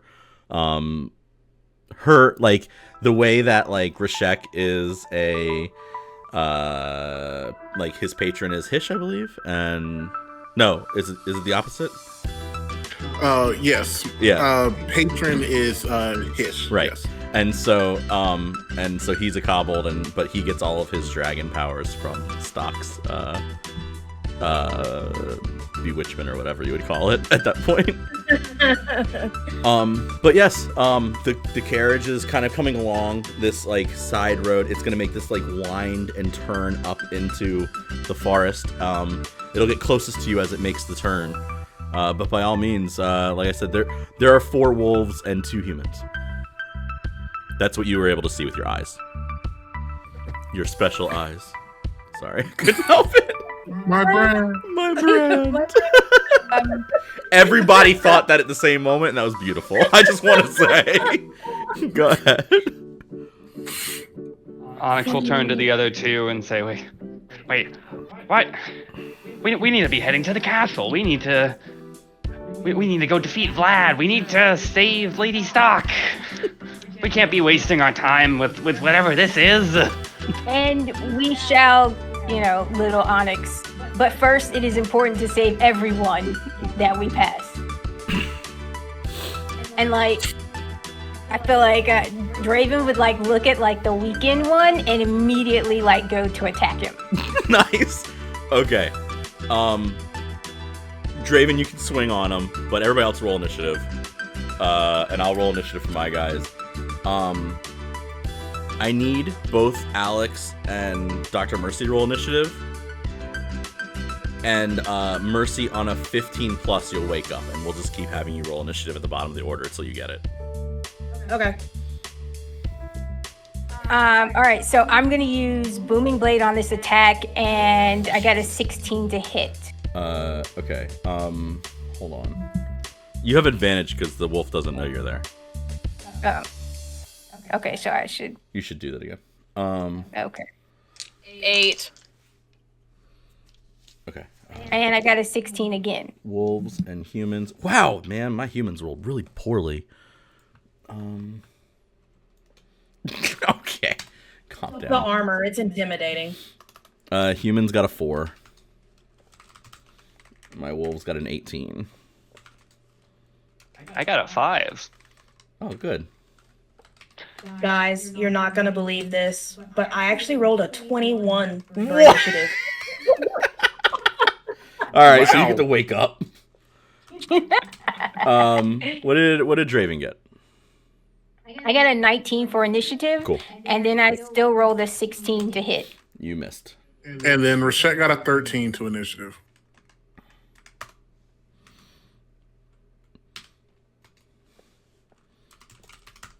Okay, so you walk up and your gauntlets, and you just kind of as you're walking up, the wolf just happens to notice you, and it just kind of like it pulls back and goes, "What? There are more!" And that's when everybody starts to like go and get into things. Mercy, what did you roll, Alex? 8. Great. I refreshed and the dice went back to shit. So next time I'm just going to manually make myself have a long rest. Okay. Mercy, you are first. You kind of like wake up. You're like the table is like up to the side, but through the bars you can see these like 3 people, these 3 figures walk out of the storm into just the wolves, and you watch as the one in human form kind of misses and shifts into the wolf form. Wolf form still looks all fucked up, and then the other 2 shift and start going around, and the guys up the front kind of stand up and pull out their rifles. Oh shit! She would kind of nudge Odie, like, I think this is our chance. This is our chance to get out of here. I would. Dang. What's the door to this thing made of? This She cart? didn't Can I take the try hit to like? at try all. to- That's great. Let's see. So the door, it's just a big metal cage. The human at the front has the keys on him. I would know that, right? Cause Yeah, you saw it. Because I've never been knocked out. Because I'm. When she decides to take the Cool. Oh yeah, that's right. God. I was thinking you were being a little bit too quiet. I got excited. Okay, I'm sorry. You know, I get excited about things. Doc, I wouldn't expect anything less. Man up front, got the keys. Do we have a way? We don't have a way to get out of here though to grab them, right? Because we're like locked in. What are the chances that they would have taken my thieves' tools off of me if it was hidden in a place that maybe I didn't want them to check? Roll sleight of hand, and I'll roll perception for not Sandra, one of the regular wolves. Okay, I got a 5, so go for it. Cool. It's an 18. Yeah, you're good. So you have thieves' tools. So Cool. on your turn, I reach into my pants and grab the thieves' tools. on your out. turn, you can try and pick the lock. Draven, Great. go ahead. Cool. So I'm gonna use. How many are in front of me? Right now, 1, but there's 2 of them coming up to the side and 1 of them coming from the front. The other 2 humans are on the front of the caravan. I'm sorry. Say that one more time. There are 2 humans with rifles Right. at the front of the caravan. 1 wolf coming from that direction, and the 2 circling from the other side of the caravan, coming from your left. So you have Cool. humans and 1 wolf on your right, 1 right in front of you, the other 2 coming from this side. Cool. I think I want to. I'm assuming Rashek and Onyx are going to help you fuck the wolves up, though. So Yeah, no, knowing I'm gonna like back up a little bit, and then I want to use my breath weapon. Yep. So that way I capture all 3 of them. Which 3? The one that's coming from the one that's in front of me isn't going to move, but the one that's coming to the ones that are coming from Okay, so behind. you want the 2 humans and the wolves. So you get 4. Sure. I was trying to capture the 2 wolves because there was 1 wolf in front of me and 2 wolves coming 1 up wolf. behind. Oh, okay. But if you do if you do the 2 wolves that are coming, if you do the one that has the 3 wolves, you'll also get them in the cart. Your breath weapon isn't a straight line; it's a cone.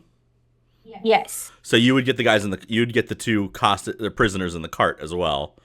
If you do the humans and the 2 wolves, you'll get those 4. And not the Okay, prisoners. so I guess whatever avoids the cart. I don't want to kill the people. Yeah. So, okay, All right. what do I have to roll? It is a con save of a 16. It's a Constitution save. Yep, DC 16. Cool. Let me find another dice for these humans to die real quick. Okay. I think that we should make signs for characters because I would like a team Croxus and Saphira paddle to like wave. Okay. So the two humans fail outright. I'm gonna roll for the two werewolves. Okay. You said it's a 16. It's a 16. That's adorable. Yeah, I rolled much less than a 16 for both of them. That's fine. I failed all four. Go ahead. Cool. The humans have like so- -2 for their constitution, so I was like, they're not gonna save that. All right, so they're all going to take 9 damage. Okay. Yeah, the humans don't look very good at all. Poor human. They're just there to shoot Right. rifles and yell. And so, what about the werewolf that is kind of Oh, the one that's kind of messed up. He still looks messed up. He's like, he's just kind of like patting himself out. Let me see. Is it fire damage? What? What kind of damage is your breath weapon? Silvered. You wrote in there silver. No, your breath weapon. Yeah, you wrote next to the breath weapon silver. It's actually cold damage. It's cold damage. Thank you. Right. And I didn't write silver in that thing. It's just there. You definitely wrote silver. It says breath weapon, quotation, silver. I didn't add it. No, that's the you a that's the silver type of dragon? dragon it is. Oh, okay. Because I was like, I didn't write that shit. I was like, I definitely didn't add that. Okay, I was like, that's not mine. I didn't know that's fine. Okay. Oh, so it's cold damage. Oh, even more annoying. Great. Okay, cool. So yeah, you're watching him. He's like pulling pieces of his fur out because it's frozen now on him. Fantastic. And yes, this is great. Let's see. He's gonna look around and be like, what? You're not human. I was trying to finish. We maybe will finish him off with a. So yeah, this is my second time. Yeah, we'll just punch. I guess the humans we're not really concerned about since they're probably almost dead. I guess like how far? Well, anyway, let's punch somebody in the face. Yeah. Let's start there. Yeah. Yeah. So I guess since the humans are almost dead, we'll Punch the just one start wolf. there. Yeah. What? You're gonna punch Or the wolf. who's closer? The wolf in front of Is the you. wolf yeah, we'll just punch him then. Go ahead. Okay. So we're gonna hit him for and good grief. That's a 29 to hit. Yeah, you hit him. We're gonna go with a strong yes for that. Yeah. And he's gonna take 10 damage. And then Anything? What? Anything else? Extra? Anything more than the 10? yeah, I was gonna use my offhand as a bonus attack. Okay. Like my other. Yeah. hand. Go ahead. Oh, okay. Give him the old one too. And that's a 23 to hit. Hits. You're gonna do 1 damage. So go ahead and talk him out of existence. Right. So Draven's gonna like drive forward and give him a good right hook and then kind of I don't know, like with his offhand kind of just like drive into like his chest, and you just see him kind of like keel over, right? Yeah. And then Draven's gonna be like toss him off to the side, just like pick his body up, Just move him to the watch side. him. Yeah. Great. That makes it the wolf's turn. He's dead.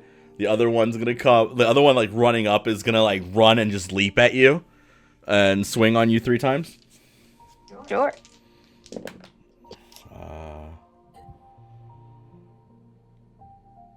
1 will hit. At a 24. Yes. Yeah. Okay. And I'm going to use a reaction of immediately after being hit by a melee, I expend a shield point, and it pushes him 15 feet away. Jesus. Okay, cool. Hold on a second then. It's 5, 6, 7, 8, 9, 10, 11. So you'll take 16 slashing damage, and so you'll watch as this wolf leaps in the air, and as it hits you, it goes, and you watch as the thunder and the lightning just pushes him back, and with a crack of electricity, the wolf just flies backwards against the cart, and like looks at you as some of it sizzles. Right, just gonna be like, whole.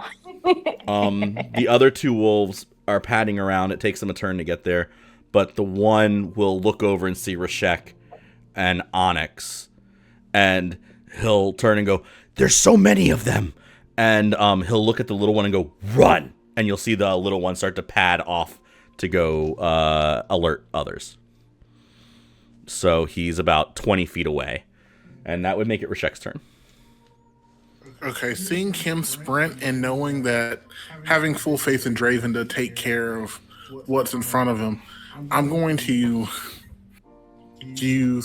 cast Find Steed and summon a spectral horse and take off after the little guy padding off. You catch his ass. I don't know what to say about that. I didn't know you had that. Fuck. Go ahead. That's wild. How fast does your steed move? Faster than your wolf. Go ahead. So it's got the speed of a warhorse, so I'd have to pull up the stat block. Okay, so 50. Go ahead. I think, yeah. Okay, yeah, so I'm just going to... How far am I from him? I said 20 feet. 20 feet? Okay, yeah. So on the back of the warhorse, we're just riding up to this guy, and I just want to kind of... Because you said he's small, right? It's the smaller one, yeah. I mean, he's it's large as you, because it's a werewolf, but it's a smaller werewolf. Okay. Yes. So, as I ride up on him I am going to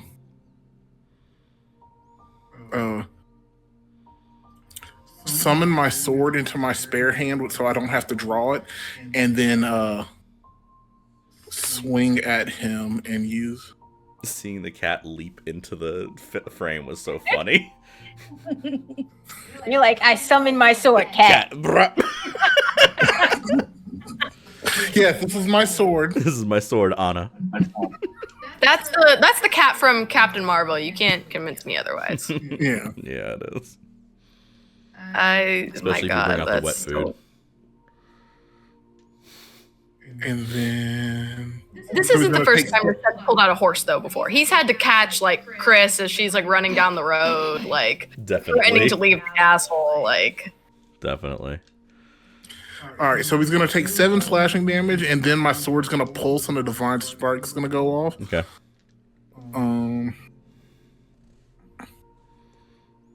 So let's see.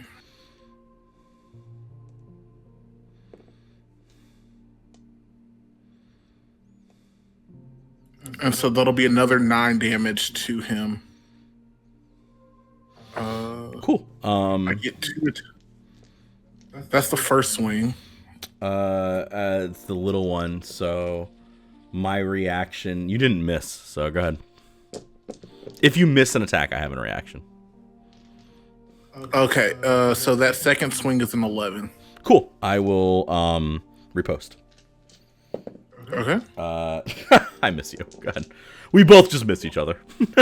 Okay, so yeah, basically I've run him down and I slashed at him once. The second slash. Your misses, AC but your I'm AC just is gonna- higher than 15. Yeah, no, I'm just going to circle around in front of him so he just can't keep going, and I'll end my turn there, kind of blocking his path. Okay, yeah, he'll stop and kind of like look up and be like, "Where'd you get a horse?" Like he's just confused. Odie, that's your turn. me Yes. picking lock. Okay. Sleight of hand. Or performance, I guess. 18. Oh. Yeah, you make pretty good work of it. The lock kind of like, and it slides. The right in front of you would be So, if this was the caravan's like this is the prisoner caravan, the door would swing open the opposite way, but there is a wolf running this way alongside, and this is where the other wolf is backed up into it. And you need a weapon. Or you just use your fucking hands. I mean, you are that bitch. I mean, like, let's be real here. But yes, you could get out of you can get out.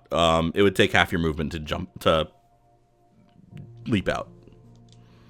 Is there anyone within the vicinity of the caravan? Like there's a wolf backed up against caravan? the caravan and one running past. Oh. Like you all, this is like the midst of all this chaos. You just click and it just opens. The DC was going to be a 17, so 18 was good. So if as long as the doc hops out, Odie's gonna pull the wolf that's next to the caravan into the cage and attempt to switch places to slam the cage door back on him. Okay, so we'll your strength versus my athletics because I'm running. Yes. No, I mean I'm sorry, my acrobatics, which is better for you, honestly. No, that's fine. But I will go ahead and bonus action that giant smite. Yep. I'm gonna get big, so it's hard to. Also now, so I've got that advantage and also this additional damage. What is this number? So let's go ahead and. Do you want a check or a save? It's just a check. So I got a 13 overall. Okay, hold on. And I'm never rolling this yellow dice again. It is very hard to read. What did you get? I got a 13. I got a 14.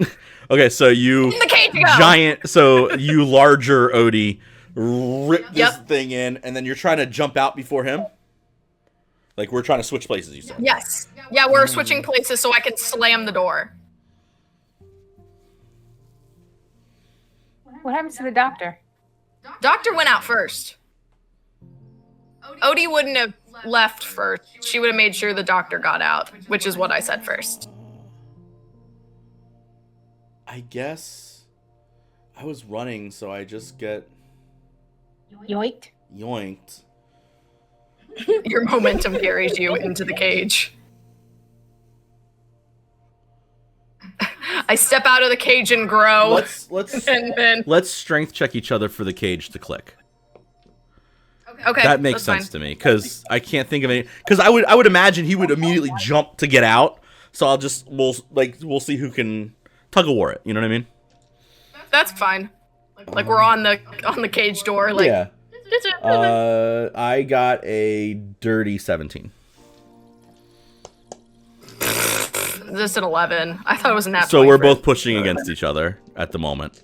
Yes. Okay. Cool. So we're just pushing against the cage. So that would end. I think that but would have to end your turn though, because if you're gonna hold him, we're gonna both be fighting the. So on his turn, we'll fight to see if the cage door gets out open or not.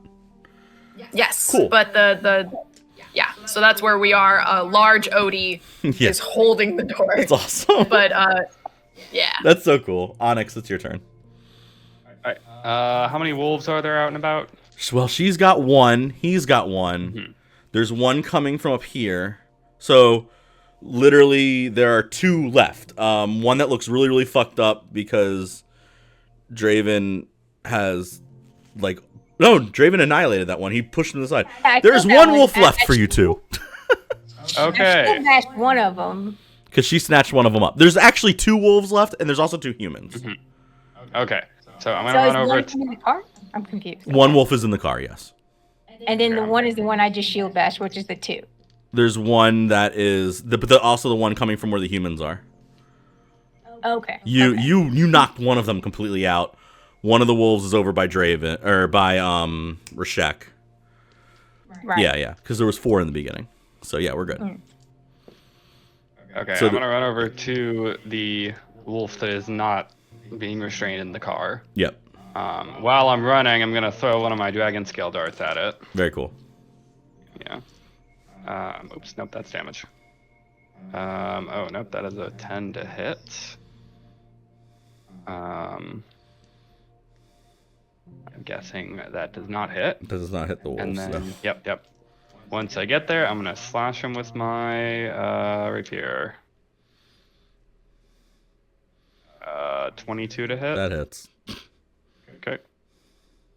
And that is, I think it's not, yeah, 9 to damage. And then for my second attack, I'm gonna do it again. Okay.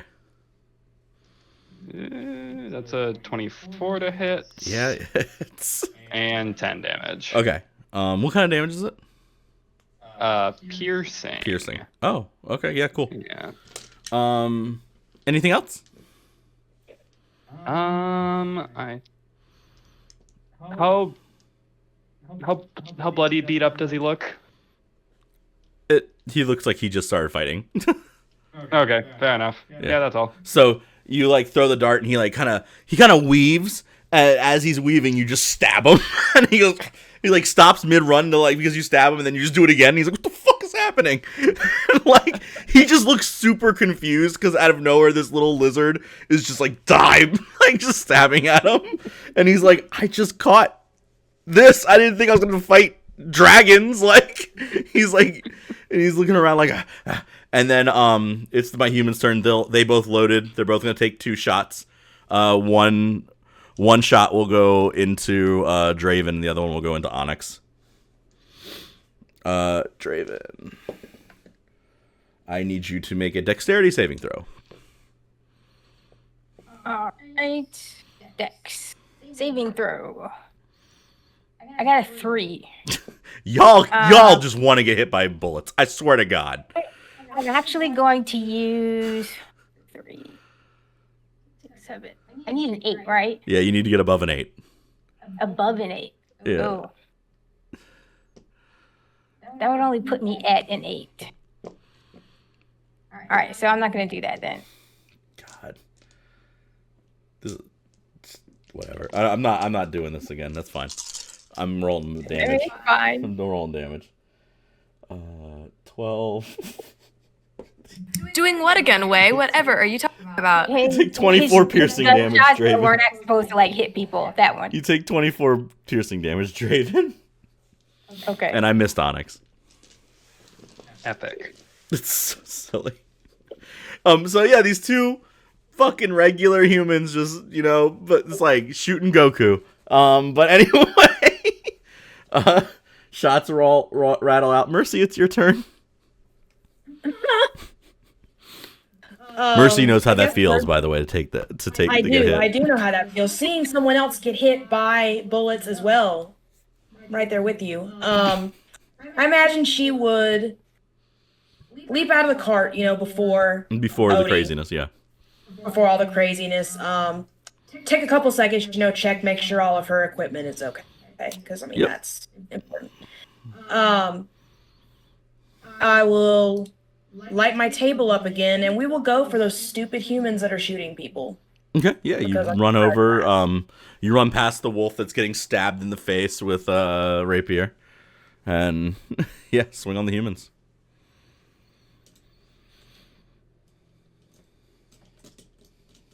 Ugh. 11? Hits. They have an AC of a 10. Oh, nice. Yay! They are just humans in, fucking regular farming clothes. And the next one was a 22. Yeah, that one, you, doubled his AC. Giant table, just...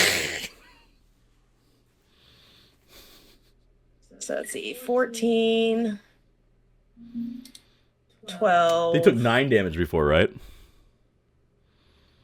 Yep, cool. I'm looking at my paper now. Draven did 9 damage with his breath weapon, so... How much damage did you do to each of them?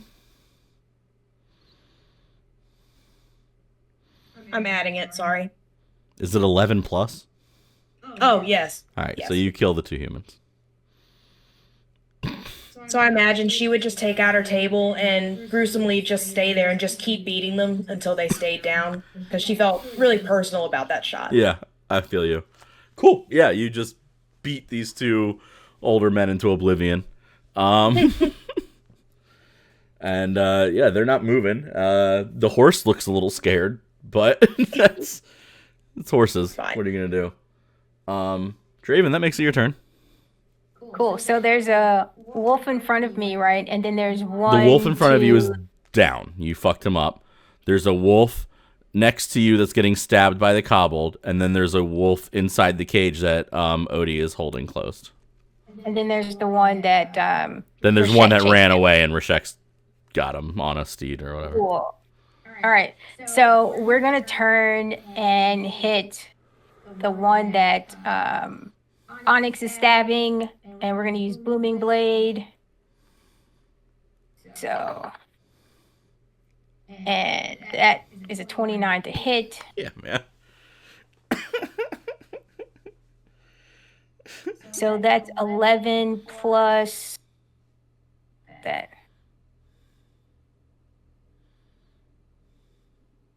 Wow, that all did 1 damage. Okay, so that's 12 damage.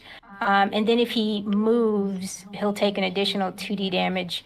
And then how far am I away from the other wolf? Like 60 feet. 60? Yeah, like 60. That's super far. The wolf inside the cage, you're like maybe 20 from.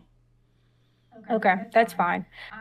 So I guess I'll kind of walk around, or to the back to see someone else like pushing to keep the werewolf in, and I'll just be like, "Need a hand?"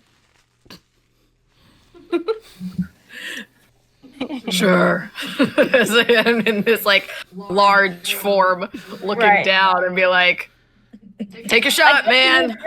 Like someone looking down like that. Cool. That's fun.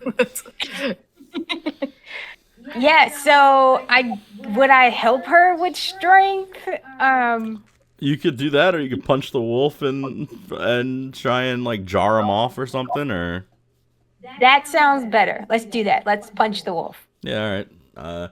Or like, so like the wolf is like trying to like push the like cage close. Just punch the cage, like, you know what I mean? Just hit him. Yeah. So what should I roll? Roll to hit. Like you're gonna hit the wolf, and then when you roll damage, I'll say if you do more than 15 damage in total, I'll let you say the cage clicks. Hell yeah. And you'd have an advantage to hit him because of her. I don't think you need it because you're going to hit, but. I used a 13 is what the to hit was. So yeah, use the advantage. Oh, okay. You're right. I'll just roll it again just to. Yeah. All right. And so that was an 18 to hit. Yeah, that hits. Okay. And then what do I need to roll for damage? If you get above a 15, I'll say that he falls backwards and the cage clicks shut. Okay, should I roll a d20? Roll your damage. Like, just roll damage from your attack. Because I think the highest I could get was like a 15. Is it the highest you could get? I thought you had like, don't you do like plus 2d, what, your thunder damage or something like that? It's only 1d8 plus 7. So 15 is the highest I could. Oh, okay, well then get a 12 plus. Okay.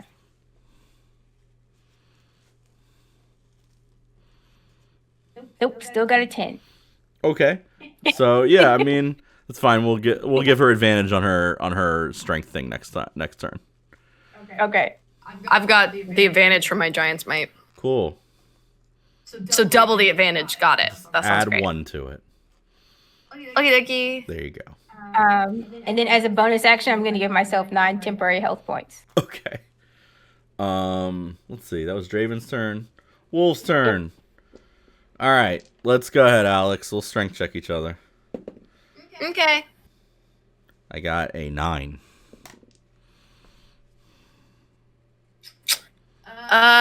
20. Dirty 20 with that additional 1. So you slam him shut. He's inside this cage that is just, caged. Caged wolf.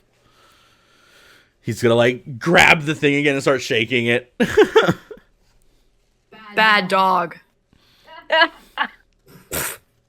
Smack the cage. My other wolf. I guess I'll take my swings on you, Rashek, since you've backed me into a corner.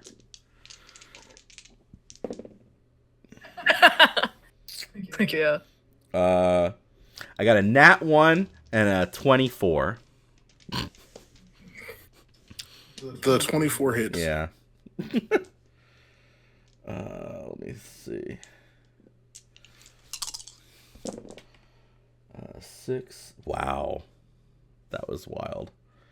So 18, 19, 23 slashing.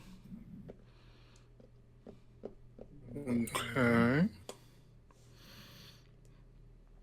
And he's going to start running. I'm gonna use my reaction to Hellish Rebuke. Oh, okay. So as he makes contact, his whatever hit me is gonna burst out in a small flame. Yeah. So claw hits you, fire rolls up his arm. 19 Yeah. fire damage. Jesus Christ. Well, he has to make a DC 16 dex save. He takes half if he succeeds. I failed it. I rolled a. So 19 fire damage back for hitting me. Okay, yeah. He looks at it and he's like, and he looks terrified, but also pretty fucked up at 19 damage. The other wolf is going to see all this, and after he got poked, he's going to turn to run. So I think I take 2d6 from the booming blade. It is And then you get an attack of opportunity, Onyx. 2d8. Oh, well, roll your 2d8. Tell me how much damage I take. 5th level damage increased 2d8. That's cool. And d8 and 2. You're gonna take 12 damage. Okay. Nice. Yeah. You got a what? I got a natural 20 on my attack of opportunity. Yeah, man, go. Let's go. Okay. Go, Cobble, go! Wonderful. Oh, why did Are you going to do more than 16 damage? That's the plan. Okay. So, because it's piercing damage with my feet, I get to add an extra damage die, and then I'm going to reroll one of the ones. Yeah. Okay. So... If you do a flat 16, you'll down them. Okay. I definitely... So that's 15... And... wait, no. Because he's the one... Yeah. Yeah. Yeah, I did more than that. Okay. I did... That's 9, 15, 21, I think. Nice. Yeah, so he turns, and you hear like a... poof as like he starts taking damage from like moving, and then you just stab him, and he just slumps over mid-step. Draven would like look around and be like, just nod. Like caravan. Last cobbled up, or last cobbled. I'm so sorry. Yeah, you are the last cobbled standing. No, but the last wolf currently is in front of Rashek. That's it, man. Rashek, you swinging on him? First, I'm going to have my warhorse mount use its trampling charge. So he needs to make a DC 14 strength save, otherwise he gets knocked prone. Actually, I have to hit with my hooves, my horse's Yeah, hoof hit attack with the hooves first. So let's see. So it'll be this plus 6 to hit. So I think I hit him. Yeah, I think so too. All right, so I have to roll. And then he'll take 2d6 plus 4 damage from the hooves first, and then he rolls. 6. So that's 7 damage from the I rolled a getting hit in 10. the face by my horse hooves. I rolled a 10. Okay, so he fails. He's knocked prone, and because he got knocked prone, my horse can attack again. You don't have hoof resistance? I don't have hoof resistance. You gotta make these wolves be immune to horses. 19 still hits. Yeah, 19 hits. This is so satisfying from earlier. I know. And then he takes another 9 damage from the horse. 9 damage. Yeah. You have to kill him then because he's got 1 health left. Oh, that was just my horse's turn. Rashek still has his full No, turn. I know. I'm saying the horse didn't get to kill him. Rashek's gonna have to do it. So it's like now that he's prone and he's just down on the ground, Rashek's gonna summon his weapon back and put it away, and he's just gonna look back and without even really giving it a care, he's just gonna fire a guiding bolt or Eldritch Blast to finish him. Okay. I was like, you better not just fire a guiding bolt for no reason. I mean, I do have guiding I bolt, know. but I'm using Eldritch Blast. All right, yeah. And so that's 24 to hit. Yeah, you kill him. I would like And to talk 16. about that though. You all see Rashek use magic, and it has been while it might be something that Rashek does commonly, it is a heavy quality. And even Rashek, you would notice using magic here, it's almost like there's a little bit more push to it. Like it takes more oomph to get your magic off than you are used to even. Where you're at in your home, you know, in Redstone, it's a natural thing. You still have kind of magic in the air. There's not too many people drawing from it. You also have normally Stock and Hish and all that. You having been away from them for so long, and you know this place being very dampened and heavier, like it just while it doesn't take from you to cast, it's almost like it's just a little, like I said, a little bit more of a to do it. A little bit more exertion. Yeah. Like I actually have to pay a little bit more attention to. Right. Okay. Okay, you guys have wiped out wolves. Odie and Mercy, you're there. Odie, you are missing pieces of your armor, your sword. Mercy, you are missing a bag, but it's really just like it was like the bag of like everything that they could take off of you safely is kind of what they took from you, but not too much of that was safe as far as they were concerned. So they left you most of your shit. Right. You would find your sword up by the front of the caravan where that was, so you could get your maul. I think it was a maul or whatever it was that you had, your weapon, and you could get that back. By all means, guys, y'all are meeting each other for the first time. Doc, you good?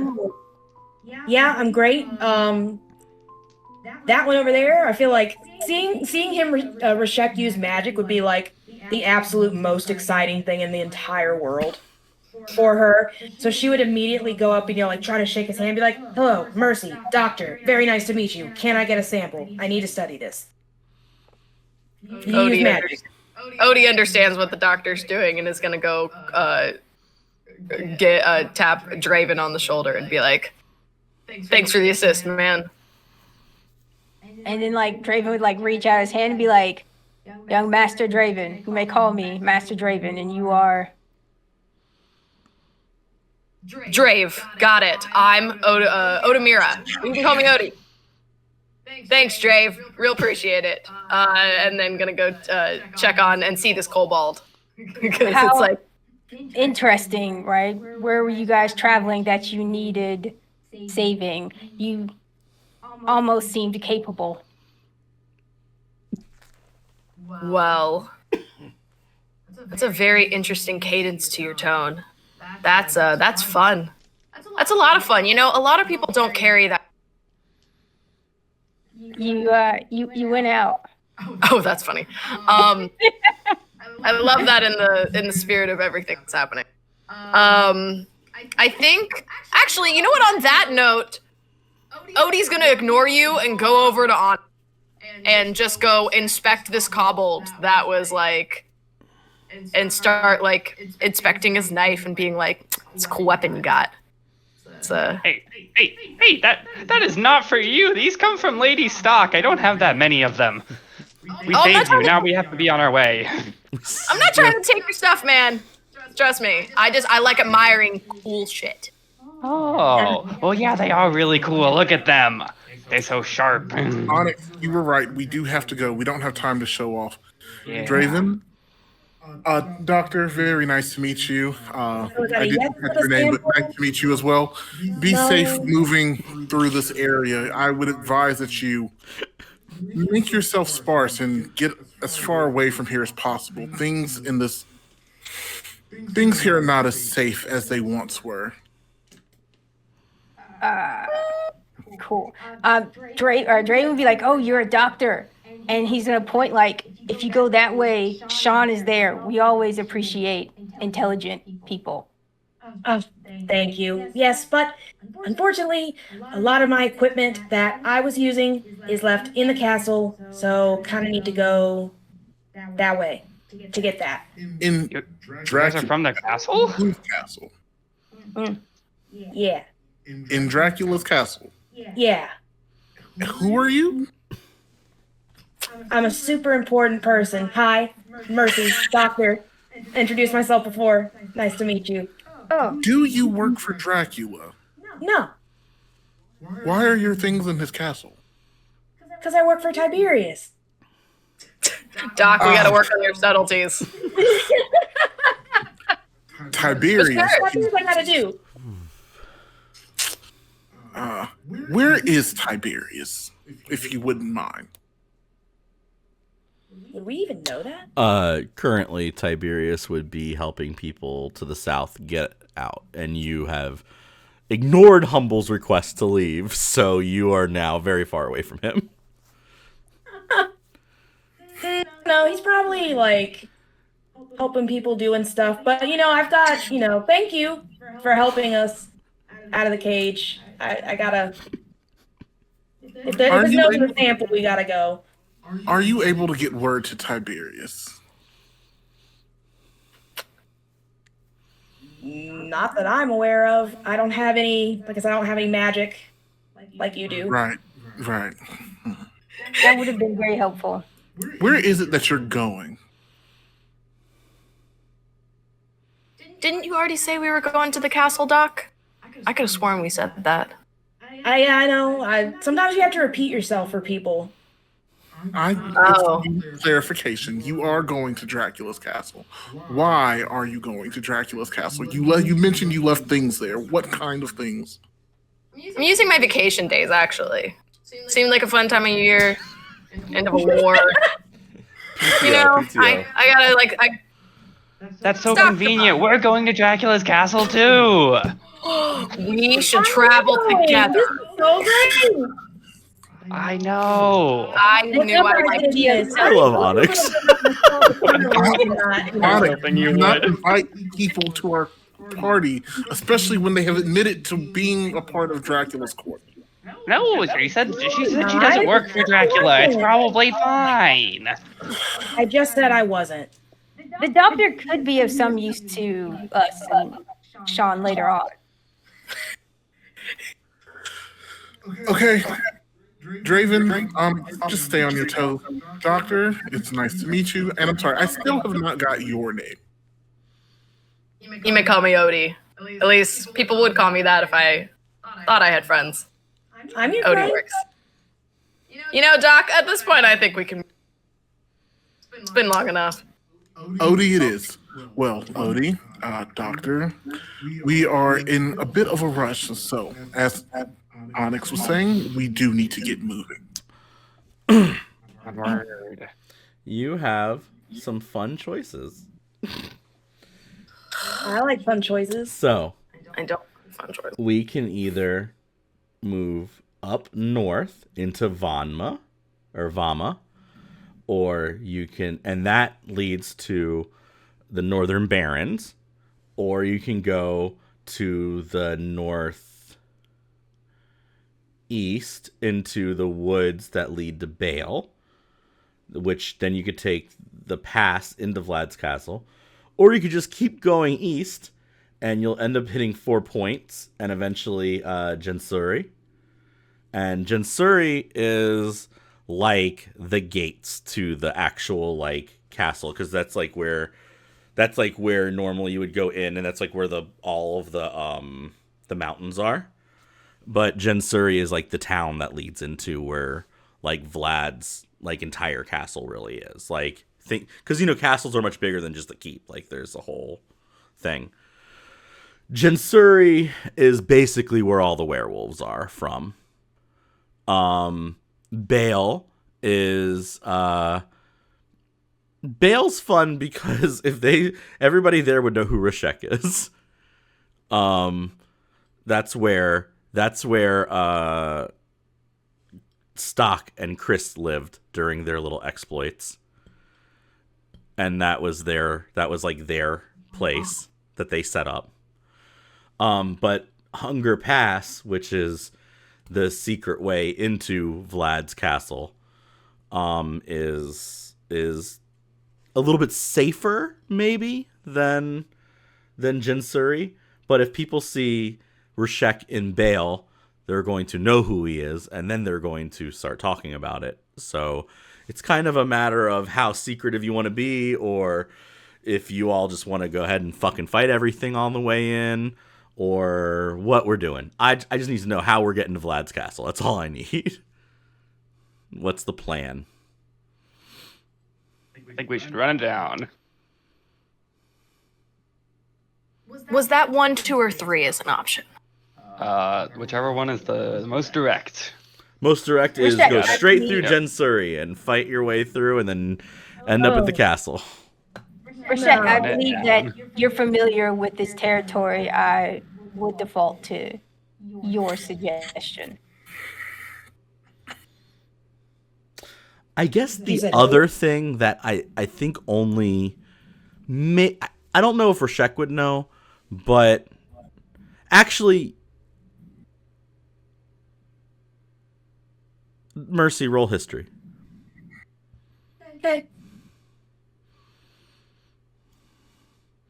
I guess Come on, 20.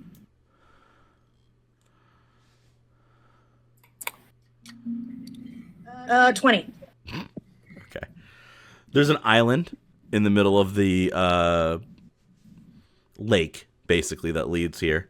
And so there is a underground cavern passageway that would lead from there to Vlad's castle, but it is part of the Undergnaw, or what used to be the Undergnaw. So it is a thought that it's a thought process of whether or not you'd like to go through there. So you all can tell me what kind of epic adventure are we having for the next episode-ish, 2 episodes? Are we going through Gensuri and trying to make our way around werewolves, or are we going to try and sneak through Bale and then make it to Hunger Pass and then do that, or are we gonna try and row our way out to the borrowed Shade Island and take the Undergnaw? I Would vote Draven for become option familiar? Yeah. Would Draven have some sort of an understanding of what is going on in terms of like when we got to the Undergnaw, considering If you heard the words Undergnaw, you would probably not want to go. Rashek's immediate reaction would be, like Onyx said, would be to take the straightforward path. But stopping and thinking it through, he would know that that would be a fight. And he's not very partial on walking head on into a fight with two, though seemingly trustworthy, new people that he doesn't know.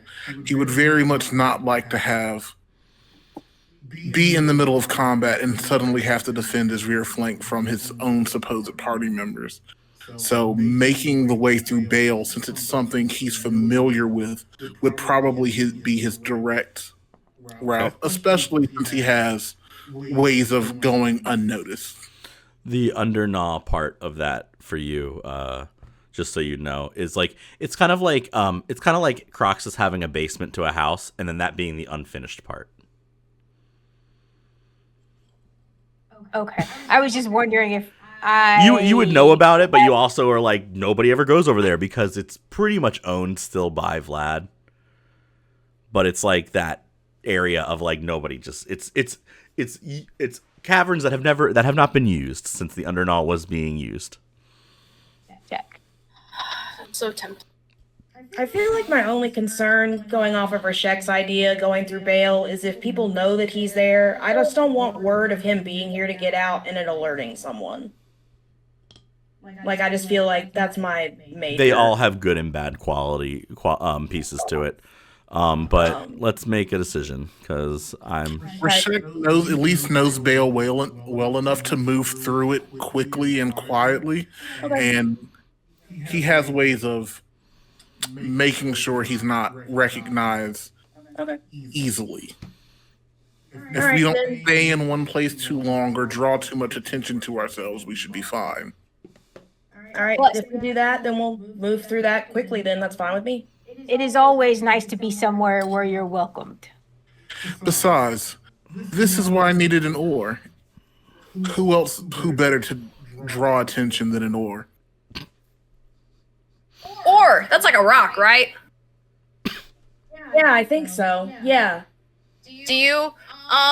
Hey Doc, maybe the Drave Master over here would be willing to give you some samples because did some cool shit with his fire breath and he's pretty shiny. So as we're walking, Yeah, as we walk, we'll try to pander everyone for samples.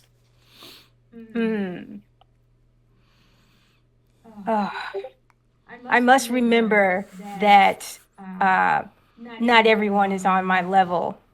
And what was your name again? Oni? Yeah. This is so funny.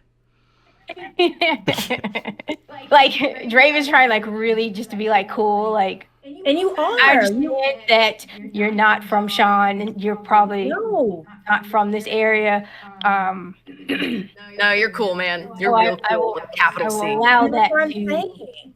Like, we don't see magic here very often, and you're so cool that I would want to have a sample to study for later. It's honestly such a huge compliment. This is canon. We would talk over you.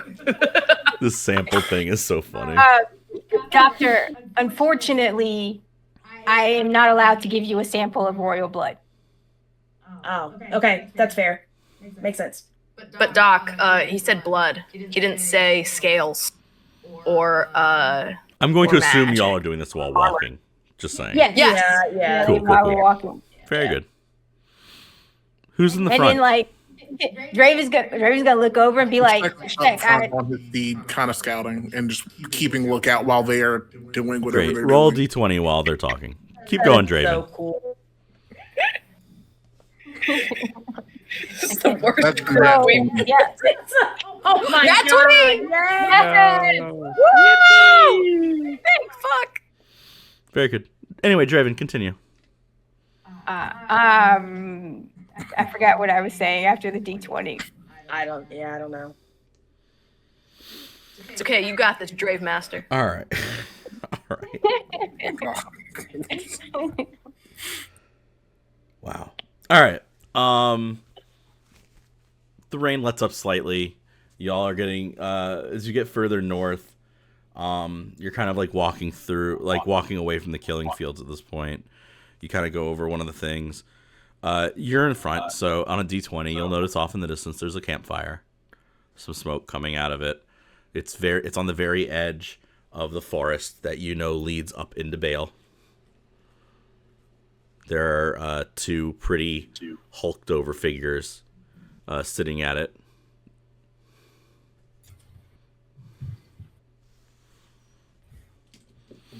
Let's see.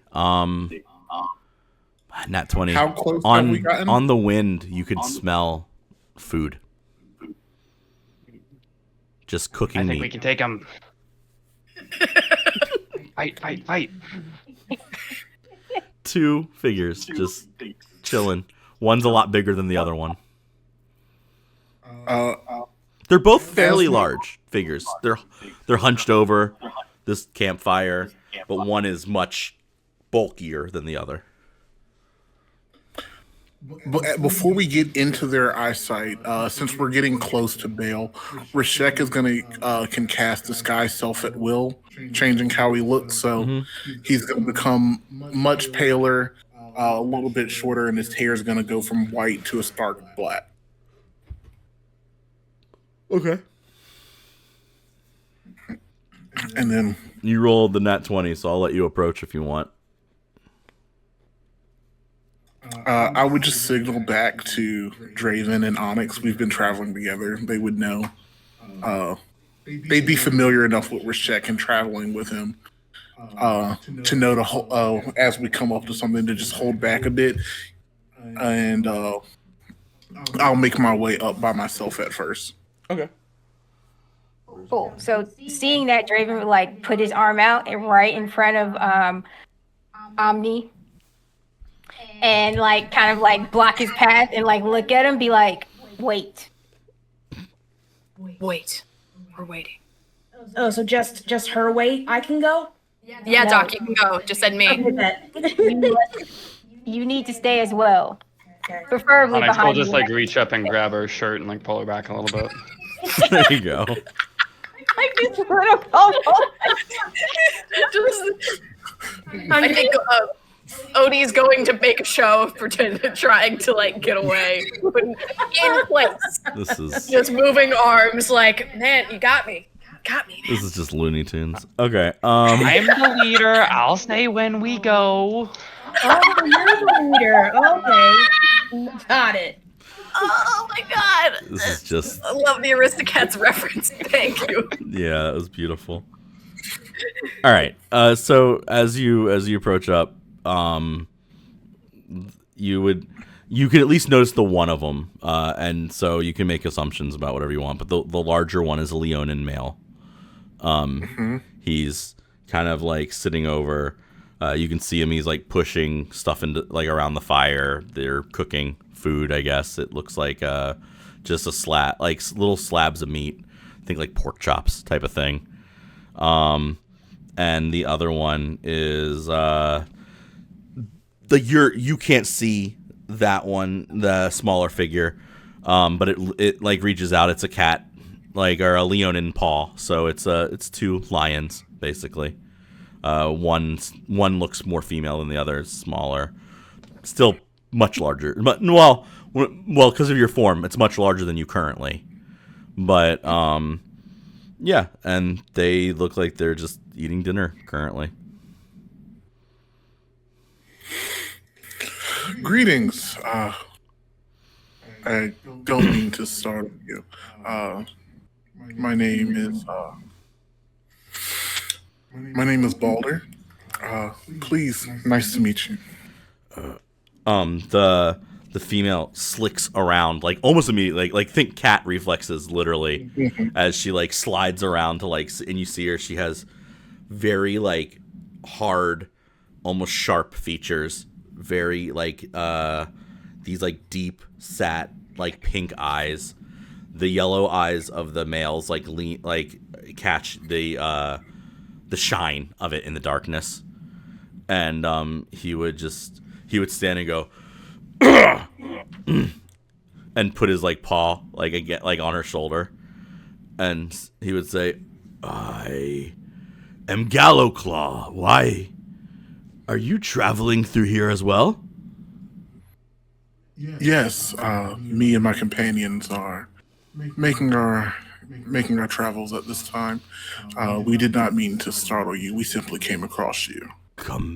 Companions. And he'd like look around, and they're too far away for him to see through the darkness and the rain. Yes. What about you? Is it just the two of you? It's just us. Where are you traveling from? We are quite the hodgepodge caravan. Let's just say things aren't quite as safe as they used to be. So a group of strangers have decided to travel together. She stands up and like whispers in his ear while you're talking. Where are you hailing from? Why are you out this way? He's gonna look and he'll look and say, "We are from a temple back north, but what used to be north. But now, I mean, like any other Leonin, we're looking for a good fight." A good fight. And this is where my brother disappeared. And he'd put his hands out. I don't see your. Who was your brother? I don't see your companions. And he'd kind of raise his voice. It's a low, like almost like growl, like think like thunder clapping, like booming. And he'd say, "There's no reason to sneak up. I will fight all of you if I need to." And look around. We're not sneaking. We haven't been cleared to move yet. Onyx, I think maybe that might be our chance. Should we Cleared come out to fighting move now? Of course. Perfect. Let's go. Onward. Like, I think that upon hearing all that and then them coming into, he would just kind of settle down. He'd be like, "Oh, I'm sorry. I figured it was going to be an ambush. No. It's much worse." He'd kind of like nod at you. I was very honest when I said this was a ragtag group of stragglers who were, through circumstances, decided to travel together. I mean, you know ill will at this moment. Draven's still gonna be like, did he just yell out loud? Roll if you're looking for a fight, roll persuasion. Just roll me? Yeah, roll persuasion. I mean, you know ill will. I don't know. Fucking Gallo doesn't know anything about you. That's a 22. All right. He'll untense a little bit. I know the strength of Leonins, and if you're looking for a fight, I happen to be headed towards one, and any additional hands would be much appreciated. Besides, I can very confidently say, if you assist me, you will be handsomely rewarded by the Kingdom of Redstone. The girl would lean in and whisper to him again, and then kind of like point at everybody. And he would look down and go, it's okay, Sky," and like tap her, and then she would sit back down and start eating, and he'd say, I don't know if we can fight alongside you. I have not seen any of you fight.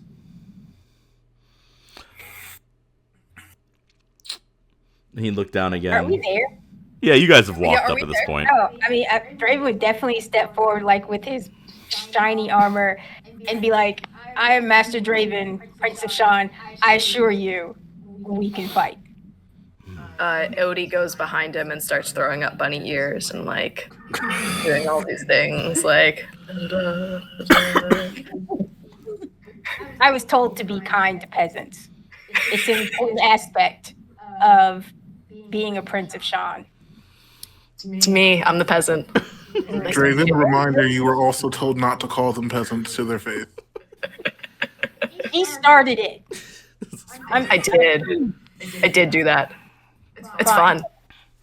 This is fun. See? You're doing great, Doc. The younger one will stand up, and she'll look around and go, They don't smell. Well, one of them is definitely a monster. I don't know. And he would look down and he'd say, if your nose says so, then I believe it. And he'd look and he'd kind of like, and he'd scan for like a split second, and then they'd both fall, eyes on Mercy. And he would shrug and be like, that one's definitely not alive. I take offense to that. I feel very much alive, actually. Wait, you're not a... It was an abomination that we were supposed to be looking to fight. I don't feel like you are large enough to fit that category, but you definitely smell like the undead. And he'd start... she's kicking. It's been a long day. We've been traipsing through, lots of places. I think that he would kind of back up Gallo, and he would start taking steps, and you would get that tense feeling like a predator kind of being the circle prey. Odie is stepped in front of in like a sliding way Yeah. that feels silly, but is in front of Mercy now, and the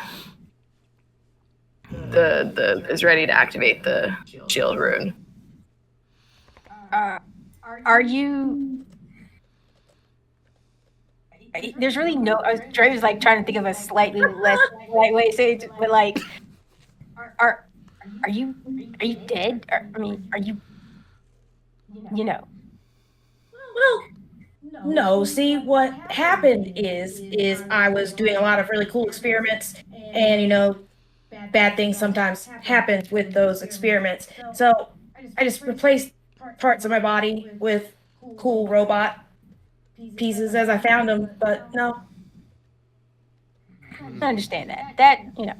Maybe she's just dead on the inside. it's been a really bad day. That could be it. She's very active. She's very active, I promise you. As someone who's been around her a long time, man. It's you see these from the dock. And then as Gallo begins to like move away, the girl would stand up. My name is Lila Skyclaw, and I will go ahead and fight one of you, and then we will know the truth. Pick me! I want to do it. I want to fight. Wonderful. I feel like that And was the she leader would that and she time. would launch her. She would launch herself at you. Awesome. Initiative. Heck yeah. I did always like the little guy. I got an 8. I got a 15. You go first, as she's literally just jumping straight into you. All right. Well, first, as she's moving, he's gonna yell, "Oh, you're gonna regret this!" and he's gonna rage. Okay. We gotta show off what we have while we can, and then he'll sort of meet her halfway, and then. Hell yeah. All right. I guess when he rages, he has big dragon wings pop out of his back. Yeah. And then he'll run up to her and try to jab her with his rapier. Okay. First attack. 21 to hit. Hits. Okay. And that is going to be... I'm going to re-roll that one because it's slow. There we go. 11 plus 2 because I'm raging, so 13 damage. Nice. Okay. Yeah. And then... Yep. And then for my second attack, I'm going to retreat with my wings. Mm-hmm. So I'll like flap them together in front of her face. Yep. And it is 8 to hit. You do not hit on an 8. Okay. Okay, I'll move a few feet back. You back up, what, 10 feet? Yes. Okay. Very cool. I think as the wings like clap in front of her, she bats like a little like around them, and she'll still run forward into you, and she'll like stop to the side, and then because she didn't get the leap, I don't get the +8 to hit, but I will swing just once and then roar at you as she swings. So I'll just roll normally to hit, which is really silly. I don't know your AC off the top of my head, but I don't think it's 12. So It's not 12. the first one misses, and then I need you to roll a charisma saving throw, and the DC is 14. Interesting. That is a 6. Cool. You will take 5 psychic damage, and you are feared, but you're raging, so you can't be. Oh, nice. So, Okay. but you'll still take the damage from the roar as she Yeah. like, and it's like this loud, like huge, like long roar, like lions for real. Everybody else should be like, they are making a lot of fucking noise right now. I want that to be understood. This is a loud ass fight. Odie is only worried about clocking the other lion, so that way she can kind of pivot to where she's just protecting the dock. The second they started fighting, Gallo stood down and is just watching. Oh. He is very much this is a fair fight. He will not intervene. Can I do an insight check into the rest of the area? Yes, go ahead. Okay. And then it would be your turn to swing, Well- by the way. Yippee! Okay, so from... Or no, wait, I guess I'm on top. 20 for my insight. Their food is starting to get a little bit more cooked than it should, and because they left it on the thing, and the woods are pretty close by, and it doesn't look like you don't see anybody coming up the road either way, but you do know that this is going to echo pretty far. So it will alert it will alert things. So if there are people looking for you, they can start coming this way. Great. Yeah, it's a problem for later. What'd you get? All right, well, we're going to re-roll my rapier. 22. It hits. I've always that been is- impressed with that little cobalt you brought. Fucking call. Rapier just poking. Goodness. Y'all are Lady such a Stock cool would party not leader. have chosen him if he could not handle himself. Such a cool party Eight. leader, right? 8 damage. Run it back. 18 to hit for the second one. 18 hits. Yippee! And then that I'm gonna reroll that one. Okay, we rolled from a 1 into a 2, so that's 7 damage on the second one. Nice. And then I'm gonna throw one of my darts as a bonus action. It's 11 Finish to it quick, hit. little guy. Nah, its AC is a little bit higher than 11. All right, well, rapier's doing well. Okay, that's my turn. Lila will like bounce and like kind of like move, and then she's gonna try and like launch herself straight up in the air and come down on top of you. So just 2 claws trying to dig into you. Yep. Jesus Christ. Does an 18 hit? Yeah. All right, 1 hits. Not the one I wanted to hit. Oh, those are the wrong dice.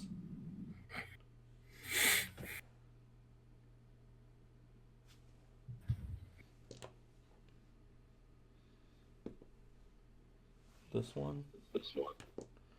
Okay. Sorry, my dice just completely disappeared on me for a second. 11. 18 slashing damage. It's gonna be 9 since I'm raging. Yep. Right? Yeah. Okay. It comes down, and as the second one misses, and as it hits the ground, you watch just the ground almost light up with sparks, and then it just gives, and it looks like the entire. It almost looks like somebody just moved this giant boulder of earth out of the way, and there's like this tiny pocket, almost like a small little crater where her claw hit and missed. Okay. And then the one that hit me, I'm gonna try to parry it. Okay. I'll use my I'll use one of my d8s to try to reduce the damage. There we go. Okay, I'll reduce it by 8 damage, so I will actually only take 1. Take a damage. Nice. Yep. Thanks. Very cool. That'll make it your turn. Anybody else want to do anything while we're going back and forth here? No, Draven's impressed. Like this. Gallows He loves watching gonna football, sit yeah. there and he'll be like, and he'll look, and he's kind of like taking like notice of everybody just standing around watching. Go ahead, you can make your swings back, and then we'll go from there. All right. 14 to hit. Her AC's 15. Okay. Second rapier hit is 19, so that's gonna hit, and that will deal. I'm gonna reroll that damage. Okay. Well, got worse. 7 damage. Cool. Yeah, no, as you take the last hit, I think Gallo would look over and say, okay. This is now getting loud, because you can see Lila getting ready to roar again as she's and he's like, hey, okay, I think that's enough. And he'll like grab her arm and like kind of like pull her to the side. And it's very like manhandly, like forceful almost like to watch, but And she like stops, and she looks like she's like been pulled out of a fight, literally, like in that like sense of like she's still gonna like almost swing, and then she's gonna stop and look around and be like, I was doing fine.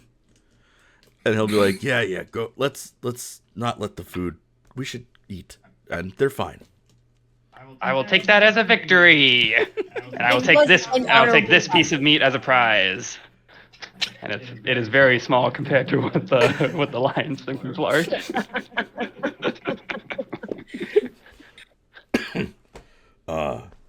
Okay, I roll roll persuasion. Okay. 30-20. Oh, yeah, okay. I think Gallo would look around and be like, okay, get more meat out of the bag, and good for you. Good job. Thank you. The mighty Onyx prevails again. This is not going to get old. Quite impressive as always, Onyx. We cannot come Thank with you. you to wherever you're going, but we are going to continue south. We are looking to eventually hit the marshland and fight some of the abominations there. They said there are large undead creatures. We're here for trophies. Sounds like a fun honeymoon. This is my daughter. Oh, Well, if you wanted to take your wife there. Right. could be a fun family outing, just a regular, trip. This is a family outing. If you're looking to hunt abominations, why not kill vampires? And werewolves too. They kind of suck. Oh God, yes. Leonins don't really worry about dogs, and the fangy things are too small to bring home and mount on the wall. Well then, I wish you safe travels, and Do you need to rest for the night? We are going to rest here. You can partake in food. And he That would be that would be convenient. very and he kind hands of you. he like holds up like a little small cup with like tea in it. Rashek will take it and drink. Cool. He drinks his as well. Onyx was already sitting down How eating. far out are we from Bale? Another day's walk. You'll have to go through the woods.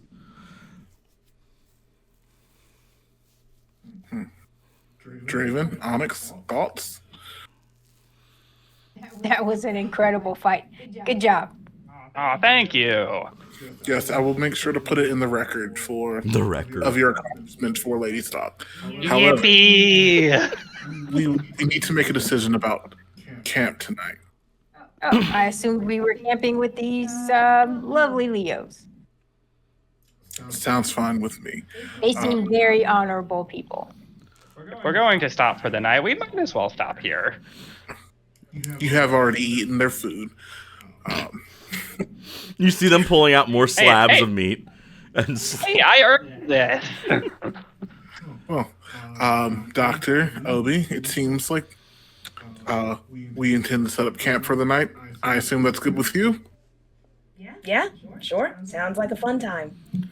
so as you Alright. gather around their campfire and do your thing, I think Gallo Gallo would look over to Mercy and say, "So why do you smell like an undead creature?" I really don't know. And he'd point and say, like, "You're also missing pieces." Well, yeah, that's just some epic stories to tell us.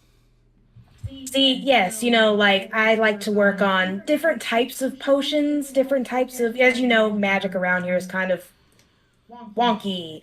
Would I know that? Magic all over the world is fairly dimmed. It is a problem worldwide. Well, continent-wide at least, which is your all's entire world.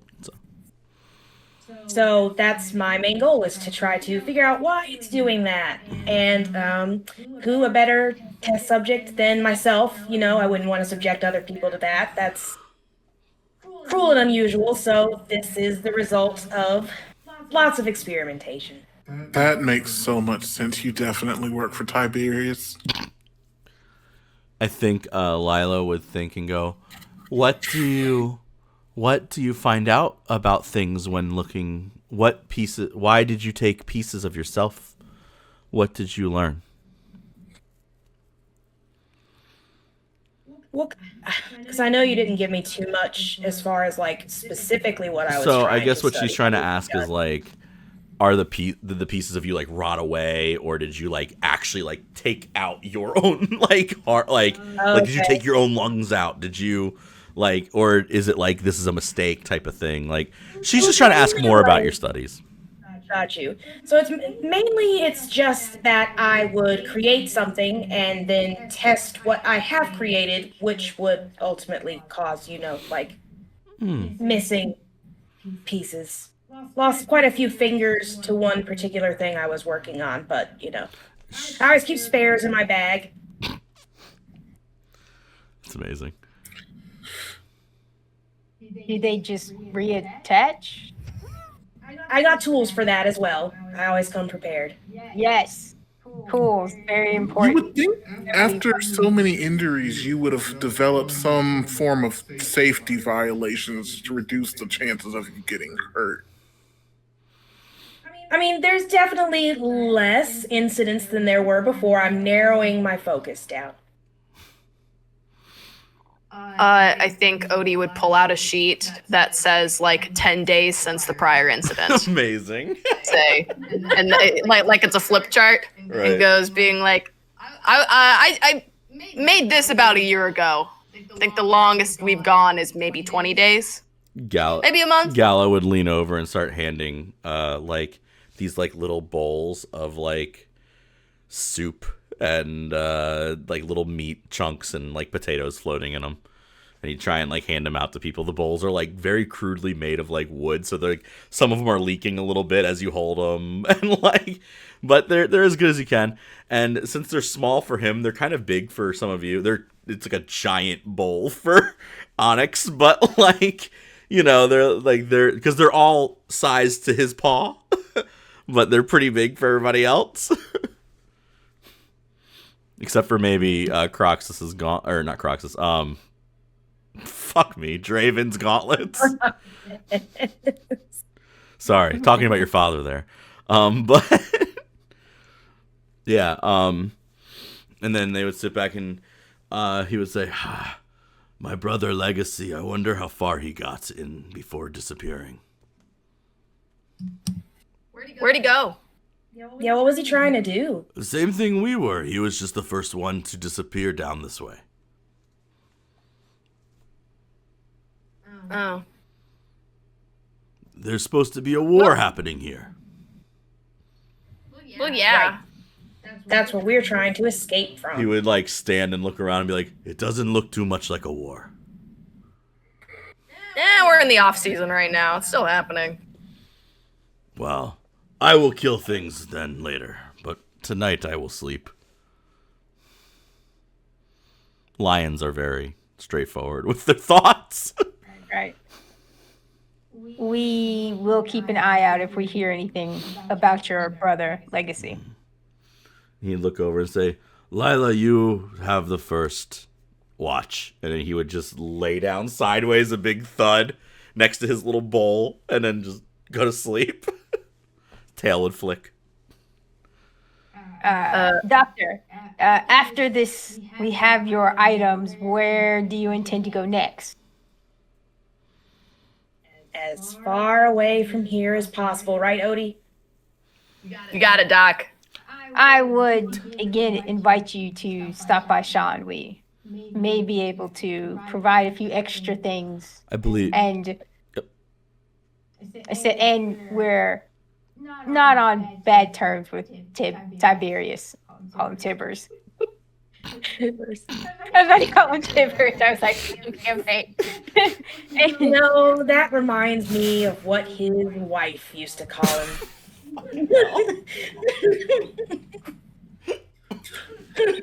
My chest hurts. I seem to remember that filming very differently, but that's not what we're talking about tonight. I think looking around and watching you all talk, Lila would turn to Onyx and be like, "So, are you a dragon or like a lizard man?" I'm a mighty kobold. We kobolds devote ourselves to serving the powerful dragons. I am on a quest to go save Lady Stock from the evil vampire. Who's Stock? Oh, Lady Stock is awesome. She's this massive black dragon, and she's really cool. She gives us free healthcare. This is not wrong. We gotta talk to Phyllis about that. Man, sign me up, man. Where's the Get free healthcare. I would have covered She's all the of bestest boss. He's the bestest boss. Oh, well, I'm sure you will do great. Thank you. You all seem to be pretty well outfitted. And then she'd kind of look over at Odie and be like, "You seem like you are very capable, but missing a lot of pieces of like stuff. Everybody else here has a lot of."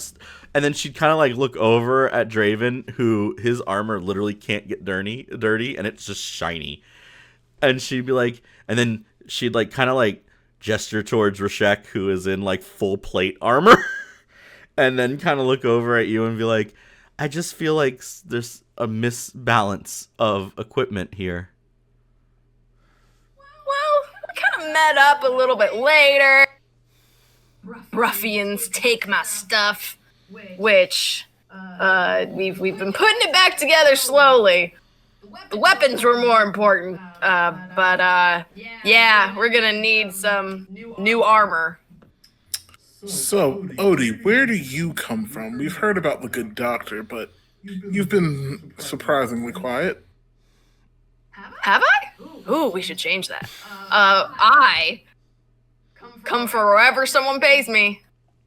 I've been looking over the dock for years, so you know, almost feels like I come from her shadow. Well, everybody roll We're perception. like family at this point. Well, everybody roll perception. Oh, that's just great.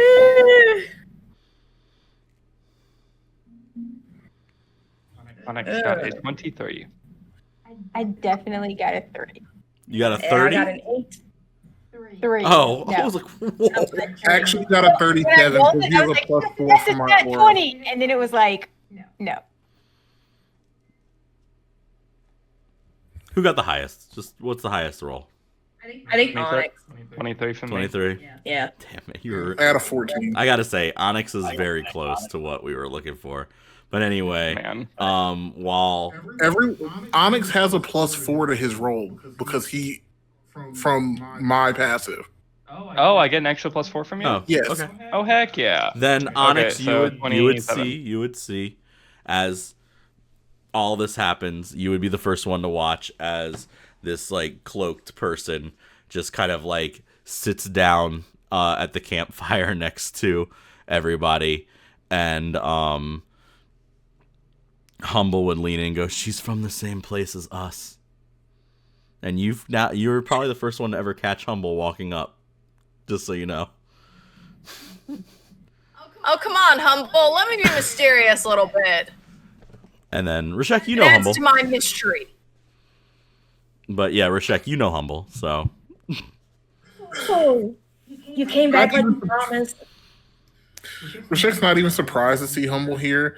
Like I think Rashek has caught Humble once or twice, and every time he fails to catch her, Rashek is just now assuming Humble is somewhere in the vicinity. But Onyx is gonna put away the darts that he grabbed out. yeah. And she'll like watch you do it and then like hand you another one and be like, "I think this is the one that you dropped back at the carriage."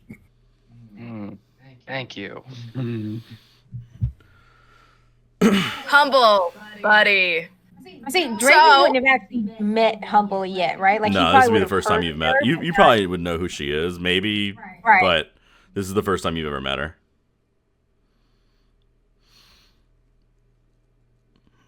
Go ahead. Look, Doc and I talked. And, Vlad came out of that carriage, and he's away from a big place. So what perfect opportunity to go grab the shit and hightail it out of there, and then we made some new friends. Well, yeah, no, I'm working on the friend thing. It's going real well so far. I think they're great. They saved us from being inside the carriage. They're friends, in my opinion. Humble, what are Rashek. you doing here? Well, we're attempting to make the doctor leave, but she is not cooperating. I have important stuff to get. I told you. Draven would stand up and introduce himself. I am Draven, son of Croxus. It's nice to meet you, Humble. I've heard many good things about you. And then, give a polite bow and then sit back down. Croxus sent his son to kill things here. We couldn't get an airship, or why are you here, Rashek?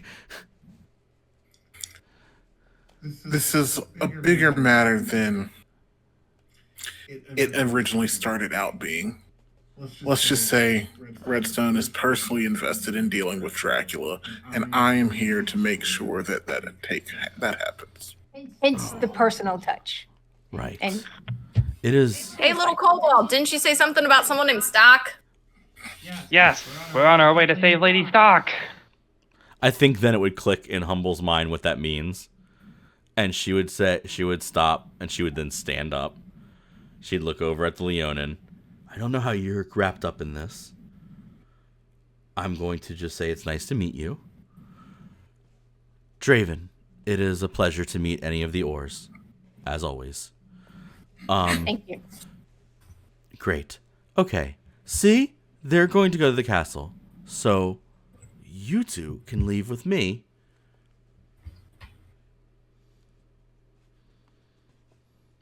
Yes.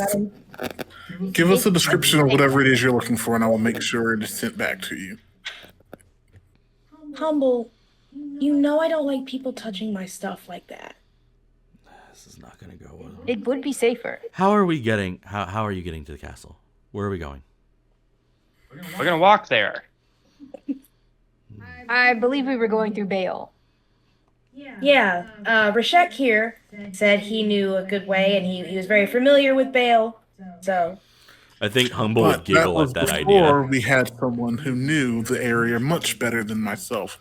Humble? I don't know this area better than you. I have spent the past 5 years trying to stay away from here. Okay. The good doctor has told me that Tiberius is off helping someone somewhere, which I believe. Why is he not here? Because Tiberius is trying to get all of his people out of here and away from the problem, which is Dracula, which is Vlad with sadly your queen. No. How are the evacuation procedures going? They were going great until this part. And she would kind of look over at the doctor and Odie. Well, You need to understand, her work is going to help bring magic back to a proper scale. Oh. But she as I won't said, very leave. important. Which is why we need to go get it. We can't just leave that there for Dracula to find. They're just notes. They're important. Handwritten. Handwritten. Special ordered pins. I agree with Rashek. We could get them. Bringing magic back would be far more valuable. I don't know how anybody's getting into this castle.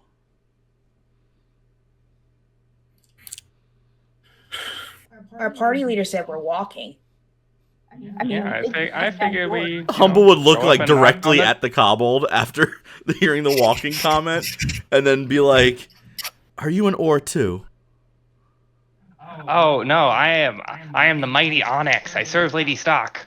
That's where we're going. I figure we knock on the door, and if they don't let us in, then we break in. Solid plan. You gotta admit, Humble. There's gotta be a secret passage, I'm sure, that we can find. I think Yeah. Lila would then go. Lila would say, "We're going south to kill abominations," and then you'd hear the other lion just into sleep.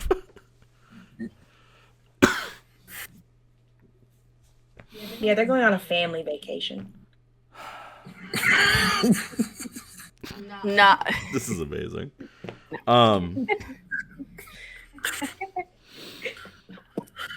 I have no recourse. That's fine. Go. Bail is probably the best. You can go through the mountain pass and come through the side of the castle. It's better than going through all the werewolves. Look, I Do promise. you know where stock is being held? No. Even when Where did Dracula keep his prisoners or his special guests? even when we were part of the court, the only way to get through into Dracula's side of the castle was with him. He used to use his own blood to get inside. Hey, Doc, you've got vials of his blood, right? From way back? I'm sure I've got a few left over in my bag. I think you saved him for a good reason. I think I did save them for a very good reason. See? Problem solved. Doc's got covered. I think Humble would look. You have Dracula's I think blood. Humble would look incredibly upset, like almost scared that she said she has Dracula's blood. Right. Rashek is just like, wait, what? Exactly. I mean, did you not expect I was asking everyone for samples? Yes, She gets a but lot of samples. I would have not given you a sample. I can imagine Dracula did not give his voluntarily. Well, I'm not gonna spoil my methods. That's trade secret. But Trust I me, gotta- voluntary is much better. It's just better to give a sample. I feel Lila, like Draven's gonna like shift uncomfortably in his armor. yeah, Lila's gonna say, that's why she smells different. oh, I didn't. That's cool. And I think Humble would look around. You can't stop here. If you have Dracula's blood on you, you can't just stop somewhere. Well, I mean, we've got, Odie, who's really strong. Odie took down a whole werewolf by herself earlier. And, we've got Rashek, he has a magical horse. Onyx just fought the Leonin. And then Shiny Armor Draven is an ore, which is awesome breath weapon. So I think we're going to be cool. That's all Rashek very has a true, Doc. horse. Humble, why is it bad that we have Dracula's blood?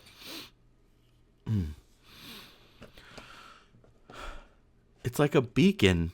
All the other vampires can see it. Oh, But it's the only way inside the castle to get your lady stock back. What it sounds like. I agree.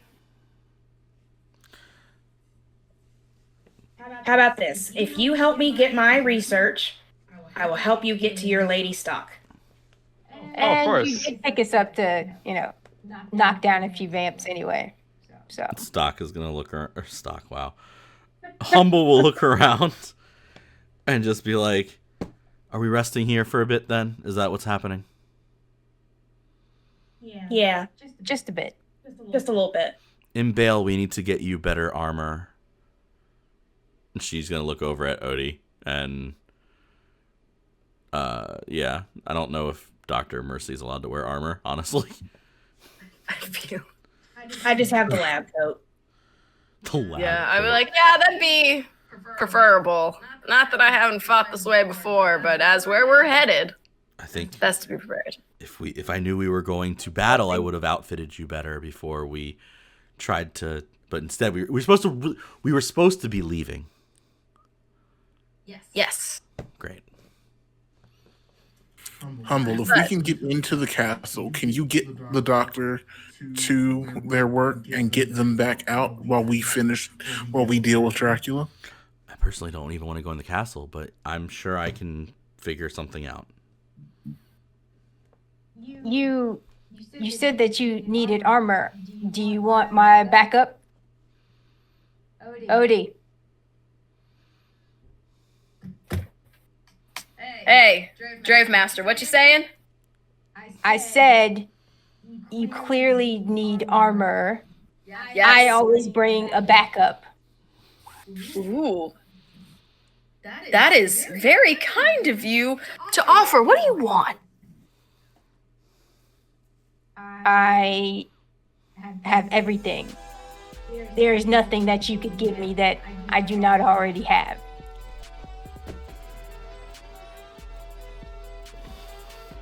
You're a very interesting person. Does it have to be a trade? I don't think it's a trade. I just feel like your armor means a lot to you, which is cool, and I will accept it. But don't worry. I'll be able to figure out something else later. I won't bother you anymore about a sample. Oh, that's very kind of you, Doc. Well, I wasn't going That's to just give for you you. a sample, but someone else wearing the great armor of Chaun is always worthy. An image. I will add Armor of Chaun to your character sheet after we get done here. I can't wait to have 20 AC. It's gonna be great.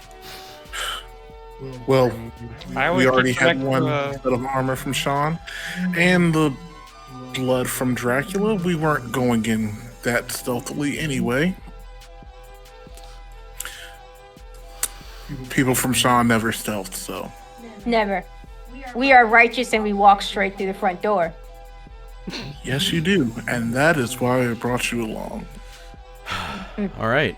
Maybe in jail, let's pick up a trumpet so we can announce our presence. That sounds like fun.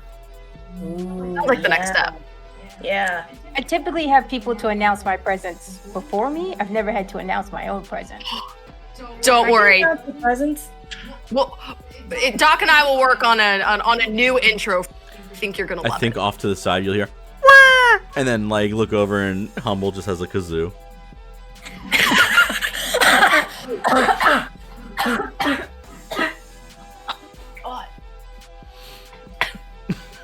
I'm good.